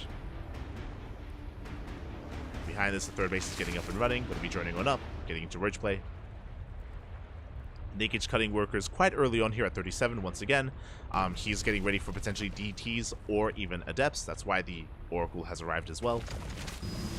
As we can see though, it's going to be Archons. And just like the last game, transitioning into a Forge for +1 and Charge. Oh. Decent engage from those Lings. We do back off. At least the Archons have been confirmed. Queens are in position. Oh! Oh my god. As we get a couple of hits in, but the Prism does survive. Behind this, Overlord comes in for a scout, does confirm the researching Forge and the Gateway Explosion. It's going to be 6 gates in total. Now, if this is going to be the same build, we should go up to 8 gates. I think it was, sorry, 9 gateways in total in game 1. And did lead into an all-in. As the Prism is forced back, we can see Nikic being as active as possible, looking for that third. Hoping to deny it. Speaking of, the Walnut Warthelings, they flood in! The army gets out of position, the Zealot goes down as well. Boys are being pulled, the Immortal looking exposed. Nikic has a lot of potential for damage, and he will get a surround. He will get on top of that Immortal, but the force fields are quite good here as we can barely save it.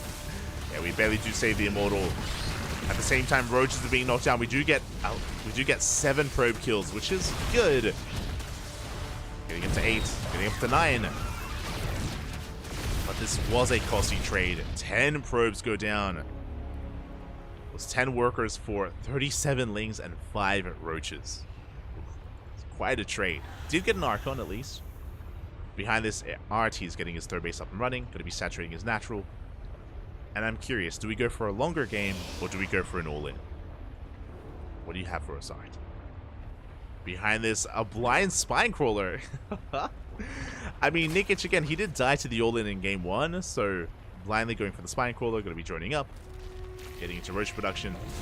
Very safe play here out of Nikic. +1 is done, +2 is on the way alongside Charge. Really, what I'm curious about is how many probes do we make? Last time we cut workers at 49, if you recall. It's 49 probes for Arts. We'll see if he probes up any more. Gets an Overlord. I don't see any probes in production, by the way. Wait, okay, there we go. There we go. 2 more probes in production. We are saturating the space. On top of that, we don't really see as many gateways as we did before. It's only 6 gateways, but I spoke too soon. It was only 6 gateways. But now we throw down another 2. 8 gates in total. We're barely saturating the space, making a handful of probes. We're getting there. We are making 3 probes at a time. I'm not gonna lie, based on how these probes are being made, it almost feels like Art is like begrudgingly making these workers. It's like he doesn't want to. He's like, fine, I'll make a probe here and there. I'll squeeze out a worker. Gas is being taken.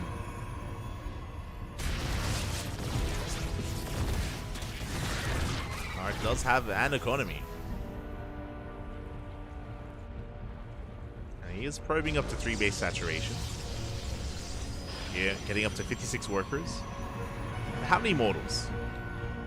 5. Yeah, it's going to be an all-in.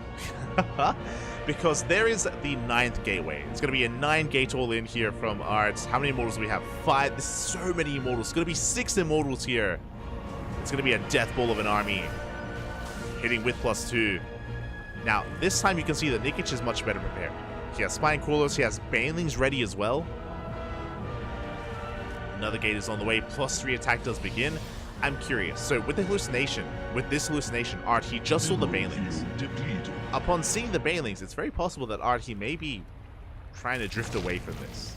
May have lost a lot of confidence in seeing that army. And he may try to go for a longer game. Prism Drop moving out towards the left-hand side.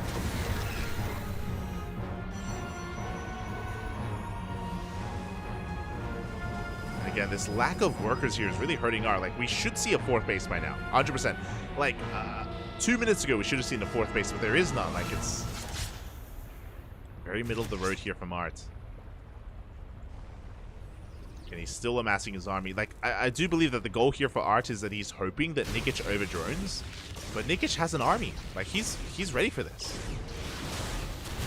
the longer this goes on, the better it is for Nikic, because he has 72 workers, 4th base up and running, soon to be a 5th base, plus on range finishing up, bailing speed as well.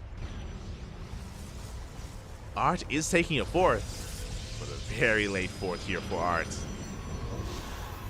He still has a turn fight. 8 immortals! He has 8 immortals, that is insane! About to have 9. Here we go. We're getting ready for our move out. +1 shields just finished up. And here we go. We see Nikic going to try to engage. Good force fields. Does slow down the army. Bailey's they crash into the sentries. A couple of Archons as well, but based on how many mortals there are, we have to back off. We have to retreat. We have to respect this army. Again, 9 immortals. It's like the anti-Roach army. We need to reinforce with Ling Bane. There we go. Lings are in production. We have to retreat. We may have to give up this base. This hatchery may just go down. Miles going to be forcing this back. No more force fields. We're getting on top of the Archons. Getting on top of some of the Immortals as well. Zealots are busting in. Baileys have arrived. They're going to try to trade here, but we need Lings. And without any Archons, without any support, these Immortals, they are so exposed. Immortals on their own, they do nothing. Especially against Ling reinforcements. And we are getting on top of this, collapsing on top of this. 4 Immortals survive. We are forced to recall. Ooh, at the same time, though, we're getting damage done. 13 drones go down, and the Hive. Big pick up here. Massive warping into the main base. Arch is still in this. He saves his Archons. He snipes the Hive. Nikic again, his reinforcements were caught. And now Nikic, he's in a rough position here. Art has a comparable army. Sorry, he has a comparable economy is what I was going to say. He's on 58 workers. Going to be Maydining over as well.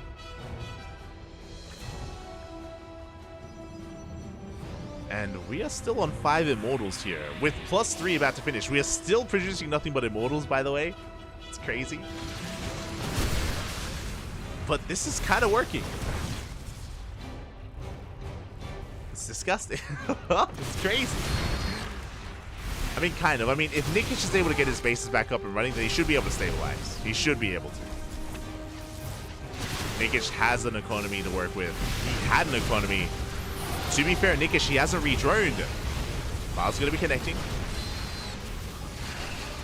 Roach is going to be picked off. So Miles once again to pick away at the army here. But unlike before, Nikic, he had over 70 workers. Now he's down to 60. He hasn't been redroning. He's trying to force the issue. But the Immortals bully this back. At the same time, a big Zealot counterattack. We're getting into the mineral line, and Art, he is breaking through once again. Forcing everything back.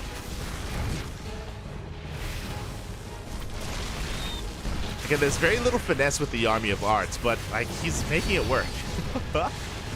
He's just brute forcing this game here. As Zealots get into the mineral line here on the right-hand side, Zealots are pushing in on the left. And Immortals will retreat. But he gets 12 worker kills. Nikic down to 47 drones. And he hasn't been redroning. His economy is in shambles. Nikic, he can't sustain himself. Not right now. He needs to redrone. There we go. 9 more workers on the way. But behind this Art, he's just building up even more Immortals. Why not? Well, you know what I want with this? All I want is like a couple of shield batteries. Like this base feels so unsafe. Like I feel naked watching this.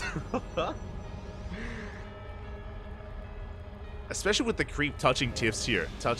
Essentially like touching the fort. It's crazy. No shield batteries, no overcharge. Like I feel so uneasy seeing this position here. But I mean, Art, he's holding on. Ooh, does take some blasts to the face. We'll lose an Immortal. The other big thing, of course, is the lack of War Prism.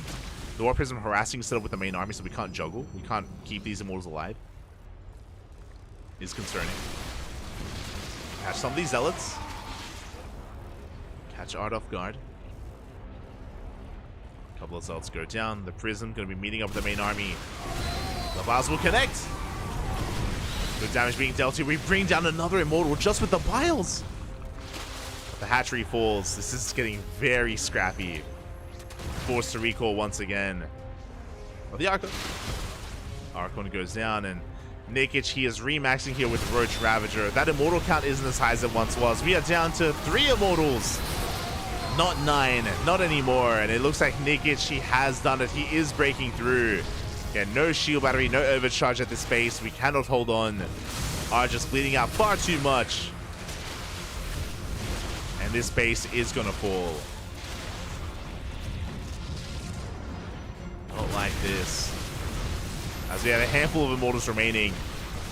But Nikic, he's actually snowballing out of control here. There's a shield battery at the 3rd, to be fair. Do you have the overcharge? You have to respect it.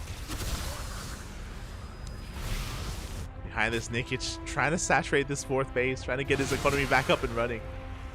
It's so messy. This is still up in the air. A couple of roaches get filled up. It will be forced back though.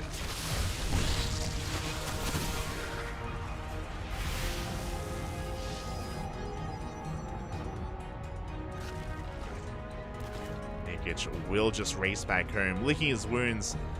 Art did lose his base, so even though Art has a better worker count, which is true, like Art, he has, what, 56 probes? He can't mine. He can't mine efficiently here. He doesn't have a 4th base to take advantage of his worker count, which is why Art cannot actually remax. He can barely remake his army. It's on his last legs. Nikic just has to survive. Easier said than done.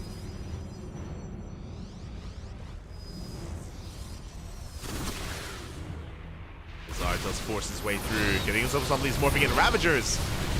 But the files will be connecting. They take down another immortal. Boys are being pulled as well. And Nikic, he will clean this up just barely. Had to lose another set of 10 workers. But GG gets called, and Nikic will hold, will survive, and will advance on out of Group B. GG. GG, well played. Congratulations to Nikic alongside Wayne. Nikic will be advancing on into the round of 8. Congratulations. My condolences to Art. A really interesting playstyle. Again, I haven't been able to cast Art too often and too much, but was terrifying. Was a terrifying player, and I was feeling so off balance watching a lot of those matches and seeing how a lot of those games were being played out. And GG, congratulations. Congratulations there. Congratulations to Nikic for advancing on. Nikic, even. And we are slowly wrapping up our matches. We are wrapping things up. GG, well played. As we're going to be going over some of these other matches here as well. One moment.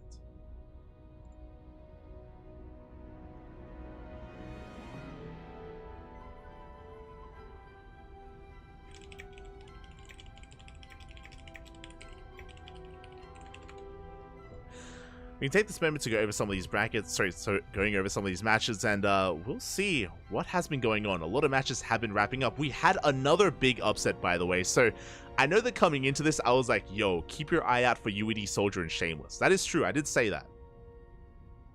We have some updates. So, Skilless was able to bring down Nikirak 2-1. We did go over that already. Did go all the way to the ace match. A big win there for Nikirak to force Skilless to the ace match. Again, Skilless is top 3 Protoss in Europe, and for Nikirak to bring him to his knees, very impressive, very impressive. Meanwhile, we do have Nikirak taking down Middle VK in the rematch. Nikirak does advance on alongside Skilless in Group A. Very well done. GG, well played as they do both advance on. Scrolling down a little bit further here, we have Wayne alongside Nikic advancing on out of Group B. We casted all these matches, or most of them. We were able to see the rise of both Wayne and Nikic just barely making it out. Again, Wayne and Nikic did go to the ace match themselves. Nikic flexing his ZVZ and able to barely make it through Art as well. Scrolling down a little bit further, we have Night Phoenix taking down Wannabe Beyond 2-0. Now, there was a big upset. Now there's a rematch. Hold on. I need to I need to check. There's a rematch going on right now. Wannabe Beyond, he 2-0'd Strange. That was a big upset. That was crazy. I never expected that to happen. And Wannabe Beyond and Strange, they're in a rematch. They're in another best of 3. And I really want to see how that ends. I really want to get into that. As we scroll down towards the bottom of the bracket, we have our first player out of Group D. Young Yakov was the favorite player. He was supposed to be the chosen one to make it out in Group D in first place. But Young Yakov, he dropped the map to UED Soldier, which was already a big result for UED Soldier, and he gets 2-0'd by Shameless. The hell happened? That's crazy. Shameless takes down Young Yakov 2-0. GG, well played, a big win for him. And that means Young Yakov gets knocked down to the decider match against Milky Cow. And Milky Cow can be a very aggressive player. That could go either way. That is a crazy series. Crazy, puppy.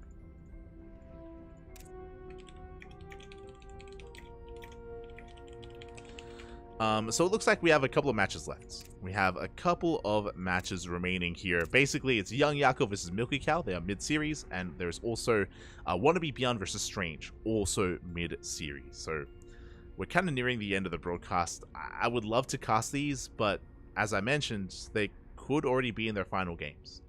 So there's no guarantee that we can cover those matches. There is no guarantee.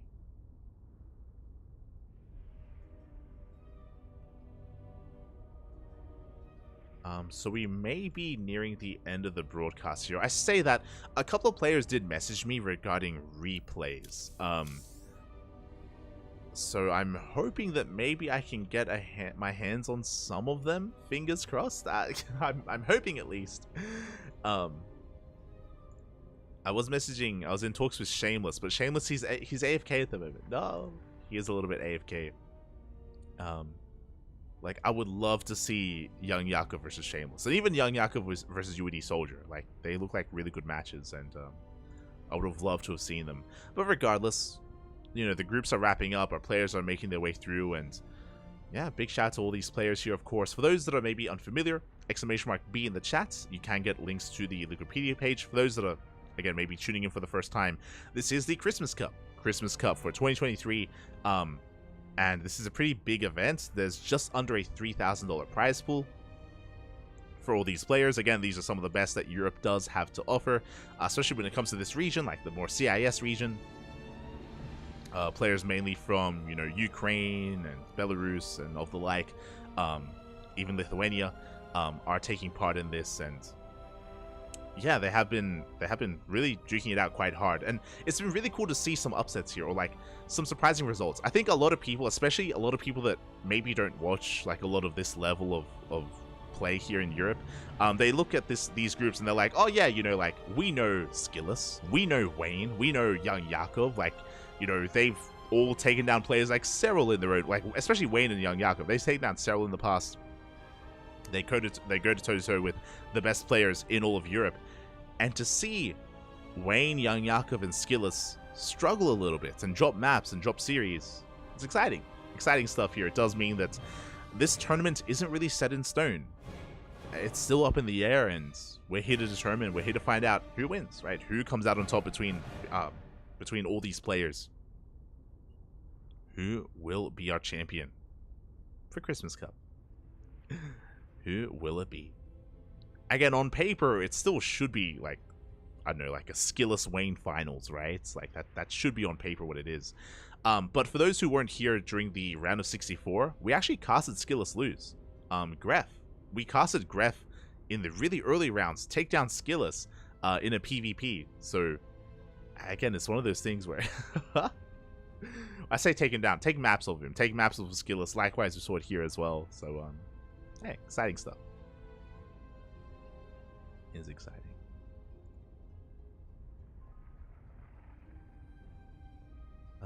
Meanwhile, looks like we're getting some updates here. We're getting some updates.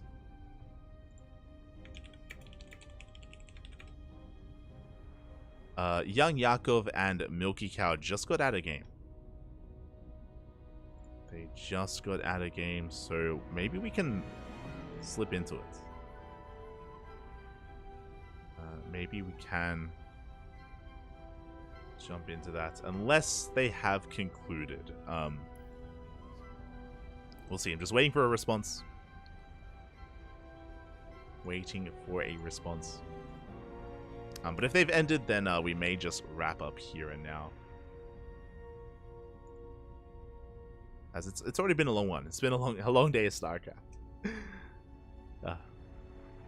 How many hours have we been casting? 6? 6 hours?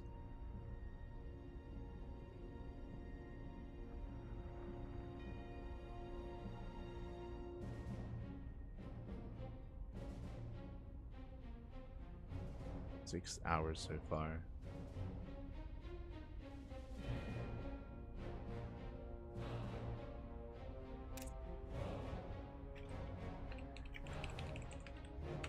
I'll message Milky Cow as well. But outside of that, for those that are curious, we were only casting the round of 16 today. Only the round of 16, and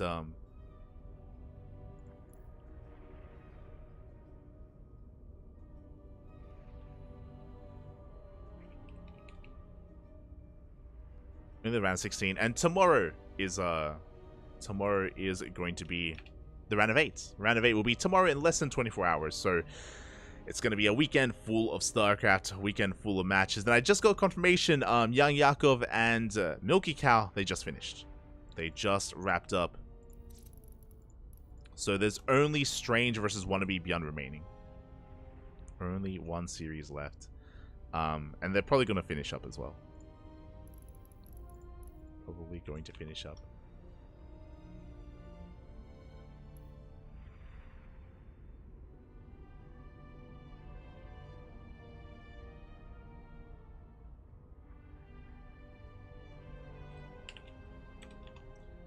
So yeah, I guess from here, thank you so much for watching, everyone. Thanks so much for the support. We're going to be back throughout the weekend. Tomorrow is round of 8, and the day after is the finals. The day after is the round of 4 and the finals. So again, a very intense weekend full of StarCraft.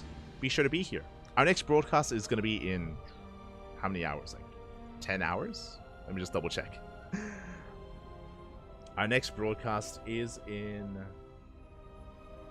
10 hours time. We're going to be casting the KSL, the Korean StarCraft League. So if you're interested, if you want some KSL, some Korean StarCraft League action, then we got you covered in 10 hours time. I know it's a bad time for people in Europe, so I do apologize. KSL, it's mainly at a more NA and Korean friendly time, or even Australian friendly time. So I do apologize that you may not be able to tune in, but if you're interested, check out the VODs. VODs will be uploaded to YouTube on a daily basis. We have plenty of VODs on YouTube, plenty of content available, so be sure to check it out. Be sure to indulge. Otherwise, thank you so much for watching. Thank you so much for the support. We are done for the night, and I'm gonna go get some rest. I need to get some sleep before KSL. I do need to get some sleep, so we'll see you then. We'll see you in 10 hours. Smooch. Hasta luego. Bye.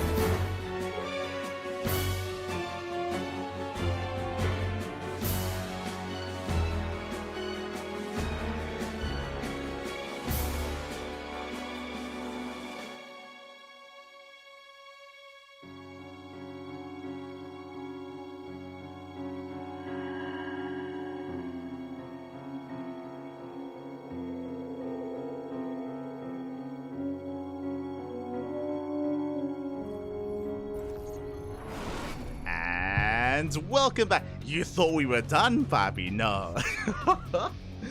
No, we are not done. We do have our hands on some replays here from this tournament, from some winners matches, and let's get into this. Spawning in the bottom right hand corner of Golden Aura, we have the blue Protoss player representing himself, as I believe he's currently teamless, was once on Team Little Fairy. It is Shameless. And spawning in the top left hand corner, we have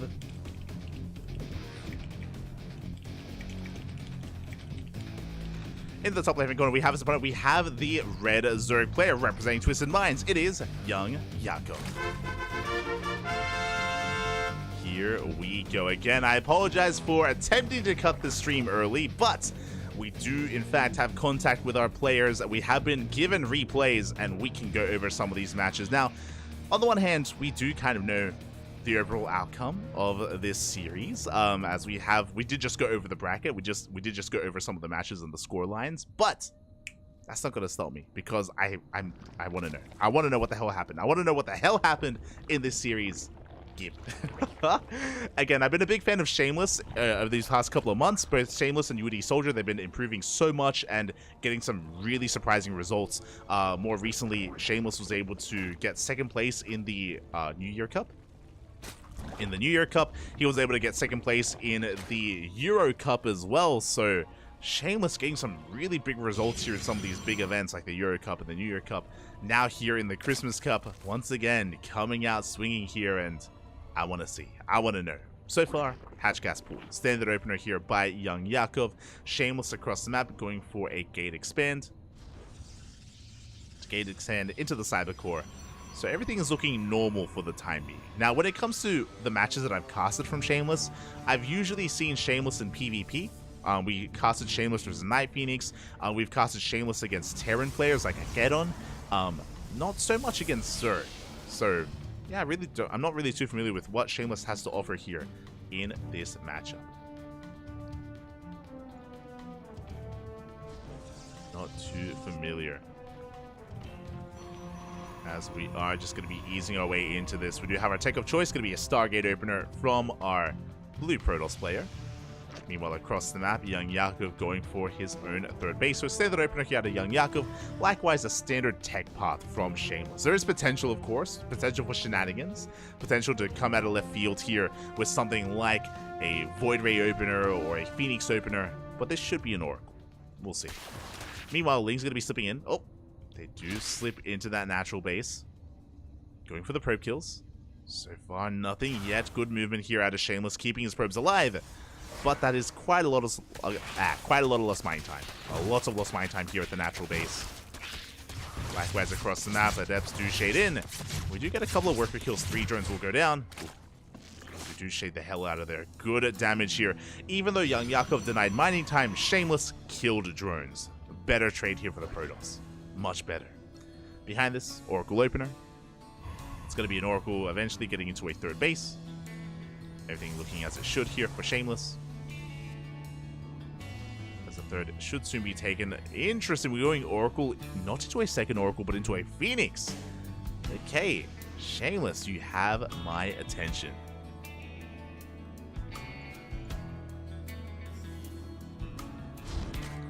As the Oracle is making its way across the map, going to be threading those mineral lines. Going to be threading a dive here into that natural. Queens are in position. Spore, not so much, but the Queens are enough to zone this away. One drone does go down. No spores here from Young Yakov. Quite greedy, actually. But the greed is going to pay off because we do have a Phoenix, not another Oracle. Meanwhile, Leagues, they get across the map. They're going to be threading that pylon. They go first around. The pylon is going to fall. Nice pick up here from Young Yakov. Behind this, he is going to be getting into his own Lair tech. Lair is on the way at a reasonable time, around 3 minutes 20. Sorry, 4 minutes 20. 3 minutes 20 would be insane. So 4:20. I just realized what I just said. 4:20 Lair timing. Oracle coming in. Getting a revelation off. We have our follow-up tech. It's going to be a Twilight Council. I do not see a Forge, by the way. This looks like Glaive Adepts. I'm curious. Looks like Glaives as a follow-up here. Meanwhile, young Yakov going to be skipping his skipping his Roach one going into Banelings, and there it is! Glaives are on the way. Again, the reason why we read Glaives here is because there's no Forge, no +1, and the Phoenix to help keep this hidden. There's no Overlord Scout because of the Phoenixes, and young Yakov is in the dark. Young Yakov has no idea what is coming his way. Nidus, oh my god! We cancel the Bailey Nest, we're going for a Nidus all-in! That explains the earlier lair at 420. Let's go. We are going straight for the Nidus. Ling, Queen, Nidus all in here from young Yakov up against Glaive Adepts. How will this dynamic really play out though? So we got 3 drones in the main, no Spore still. Lings are amassing, hitting that third. Is this shield battery? There's an overcharge. Shield battery is going to be focused down. Good pick off here from young Yakov. The Nidus is on the way in the main. We are still amassing Lings, amassing Queens. The Oracles are out of position back at home. And the Nidus is unscouted. I mean, we see it, but there's no reaction. Uh-oh. No reaction. Depths, they're racing back home. And the Queens, they bust into the main base. Pylon going to be knocked down. Depowering the Stargate. But that is a lot of Adepts. And these Lings, they cannot touch these Adepts. Not at all. Not with Glaives. The Lings are melting, the Queens are going down. Honestly, the Adepts are trading well here. We have a couple of Transfuse coming in, but we're running out of Transfuse. We're running out of energy. The Queens are falling, and this will soon trigger a counterattack. Nidus goes down. And what do we have at home to defend? Bailey Nest. Bailey Nest is on the way. Bailings can defend against Adepts, but it's difficult. It is so difficult to make Bailings work here in this position. And Adepts, they're moving out. They are moving out. That's a mass amount of Adepts. How many? 18. 18 Adepts moving out across the map. Young Yakov trying to get in position. Does have his Lings. Does have his Queens. Oh. We do shade in. We do manage to shade in Bailings. They do crash forward as well. The splits are okay. Not amazing. But it looks like it may just be enough here. There's just not enough Lings to defend. The Queens are falling as well. They barely had energy to begin with Transfuse. And they're being knocked down one after the other. Again, GG gets called. The Glaive Adepts, they get out of control, and Shameless will take game number 1. GG. Oh my god. A very chaotic game there between our 2 players. Again, I did like the build of choice from Shameless. Unfortunate that blindly young Yakov chose to go for the Nidus. He blindly went for the Nidus all in instead, and did not work out in his favor. We saw that because he had no Roaches, because he had no Bailings, Mass Adept was the answer, was able to shut him down completely, essentially, and yeah, solid win there. Solid win. As we get ready for game number 2. Also, I do have confirmation as well. I was curious, but we'll get into it. Spawning in the top left-hand corner, we have our Red Zerg player. Representing Team Twisted Minds down in this series, we're going to tie it up. It is young Yakov. And spawning in the top right-hand corner, we have as opponent, we have the Blue Protoss player representing Team Little Fairy. I was just confirming that he was still on the team. It is Shameless.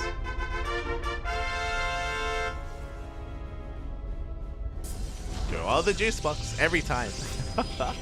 Stay hydrated. Stay hydrated. Drink plenty of juice. Beautiful. Juice box has been thrown down. Shameless, of course, getting into his own opener. And I'm a little bit surprised that Equilibrium wasn't vetoed. Like, this is the Zerg map. This is the go-to Zerg map in the map pool. And Shameless has no fear. He has no shame. So as he goes for a probe scout across the map, a big feature of this map as well is the gold base. Gold bases can be taken, and Zerg players are prone to taking this gold quite quickly. You can take it as your natural, as your third, as your fourth, and you can make full use of it as well. I'm curious if young Yakov is looking to embrace that gold, or how he approaches this. Again, game 1, he wanted to be the aggressor. He wanted to be all in. He was caught with his pants down. I wonder if here in game 2, we calm things down, or young Yakov tries to make up for, again, his aggression and goes all in anyway again.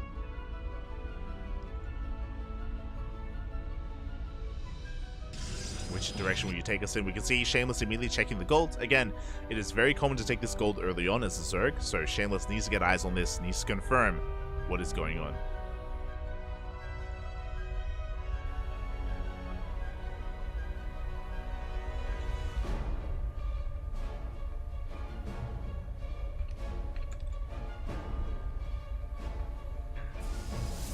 And here we go. We have young Yakov.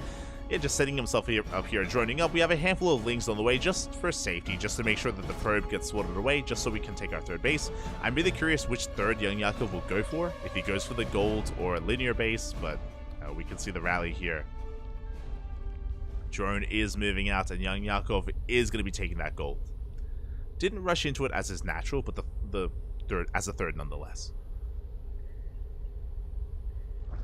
Meanwhile, Shameless back at home, getting into his tech of choice. Going to be a Stargate opener once again, 2 games in a row. But as we saw, just because it's a Stargate opener doesn't mean that Shameless can't be aggressive. Doesn't mean that he can't be all in.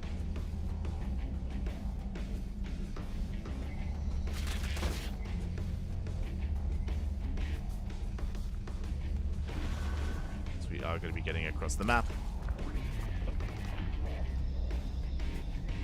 We're going to be threading a shade across the map, as Lings are amassing. Ling's speed, of course, on the way as well for young Yakov.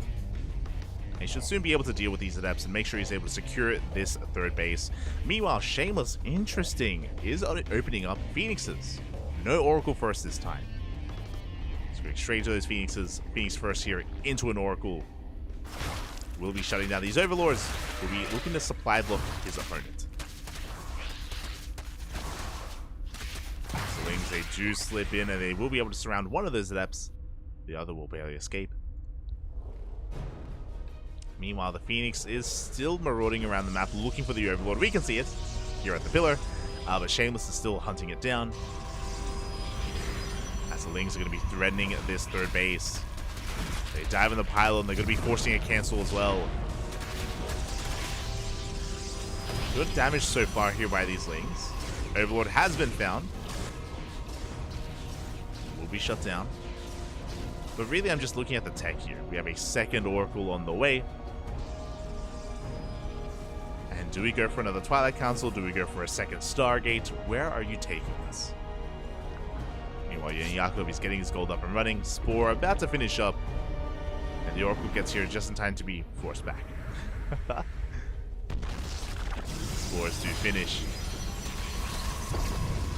Things trying to gain some value, but they don't really find too much here.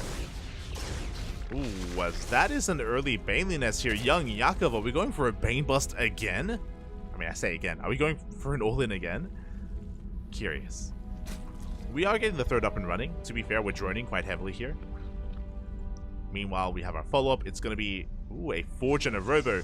No Twilight Council. It's been a while. I'll be honest, it's been a while since I've seen this build. This is essentially a very tech-heavy build. There's no Twilight Council, which means no charge, no blink, no glaives. Twilight Council now being thrown down, but it was delayed in favor of +1 and Immortal production. So this means that we're going to have less of a presence out on the map. And this should be leading into charge and even a Templar Archives. We'll see. So we're going to get a couple of drone kills. 4 workers go down. Pretty good damage dealt there. 4 workers get picked up. Oh, young Yakov heavily supply blocked here. We have 6 Overlords on the way. Ay, ay, ay. 6 Overlords are in production. Ling's going to try to harass across the map. As we mentioned, because of this build, early Immortal production, into +1, into charge. This should be leading to Archons as well, so charge or Archon with Immortal. And we should be taking a 4th base. But we'll see how aggressive Shameless wants to be with this.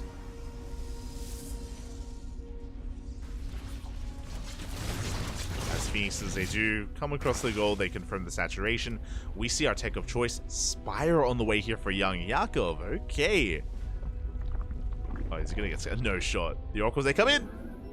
They do dip in. They haven't seen it yet, but they will. They do get eyes on that Spire. And the Revelation as well does confirm it. Phoenix production underway. We have that Temple Archives we spoke about. Again, this style here from Shameless is a little bit out of date. We saw it quite prevalent at the start of 2023 and even towards the end of 2022. But it did kind of fall out of favor and fall out of fashion for some players. Showtime still does this. Fun fact, Showtime still embraces this just because it's so tech heavy. You take a 4th base as well. The 4th going to be the gold, actually. Okay, Shameless. Spicing it up even further. Another Revelation confirms that the Spire hasn't been cancelled. So a big scout here by Shameless. Keeping his eye on the Spire. Gold base getting up and running.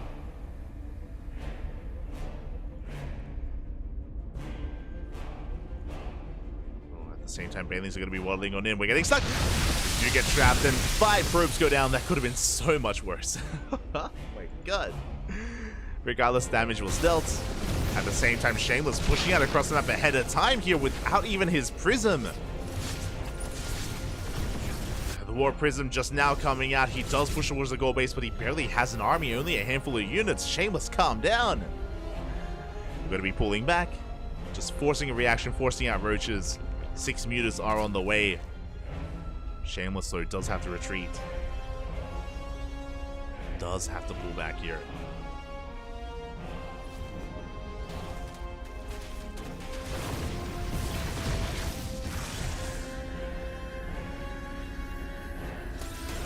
We see Young Yakov once again diving forward. I mean, he was forced to make an army. Up!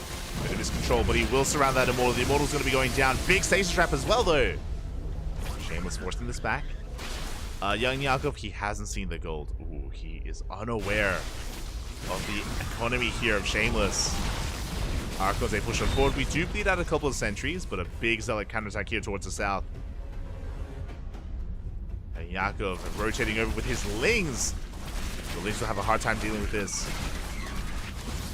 Yeah, we cash those stasis roaches. The roach is going to be going down. Zealots, they bust into the mineral line as well. Drones are falling.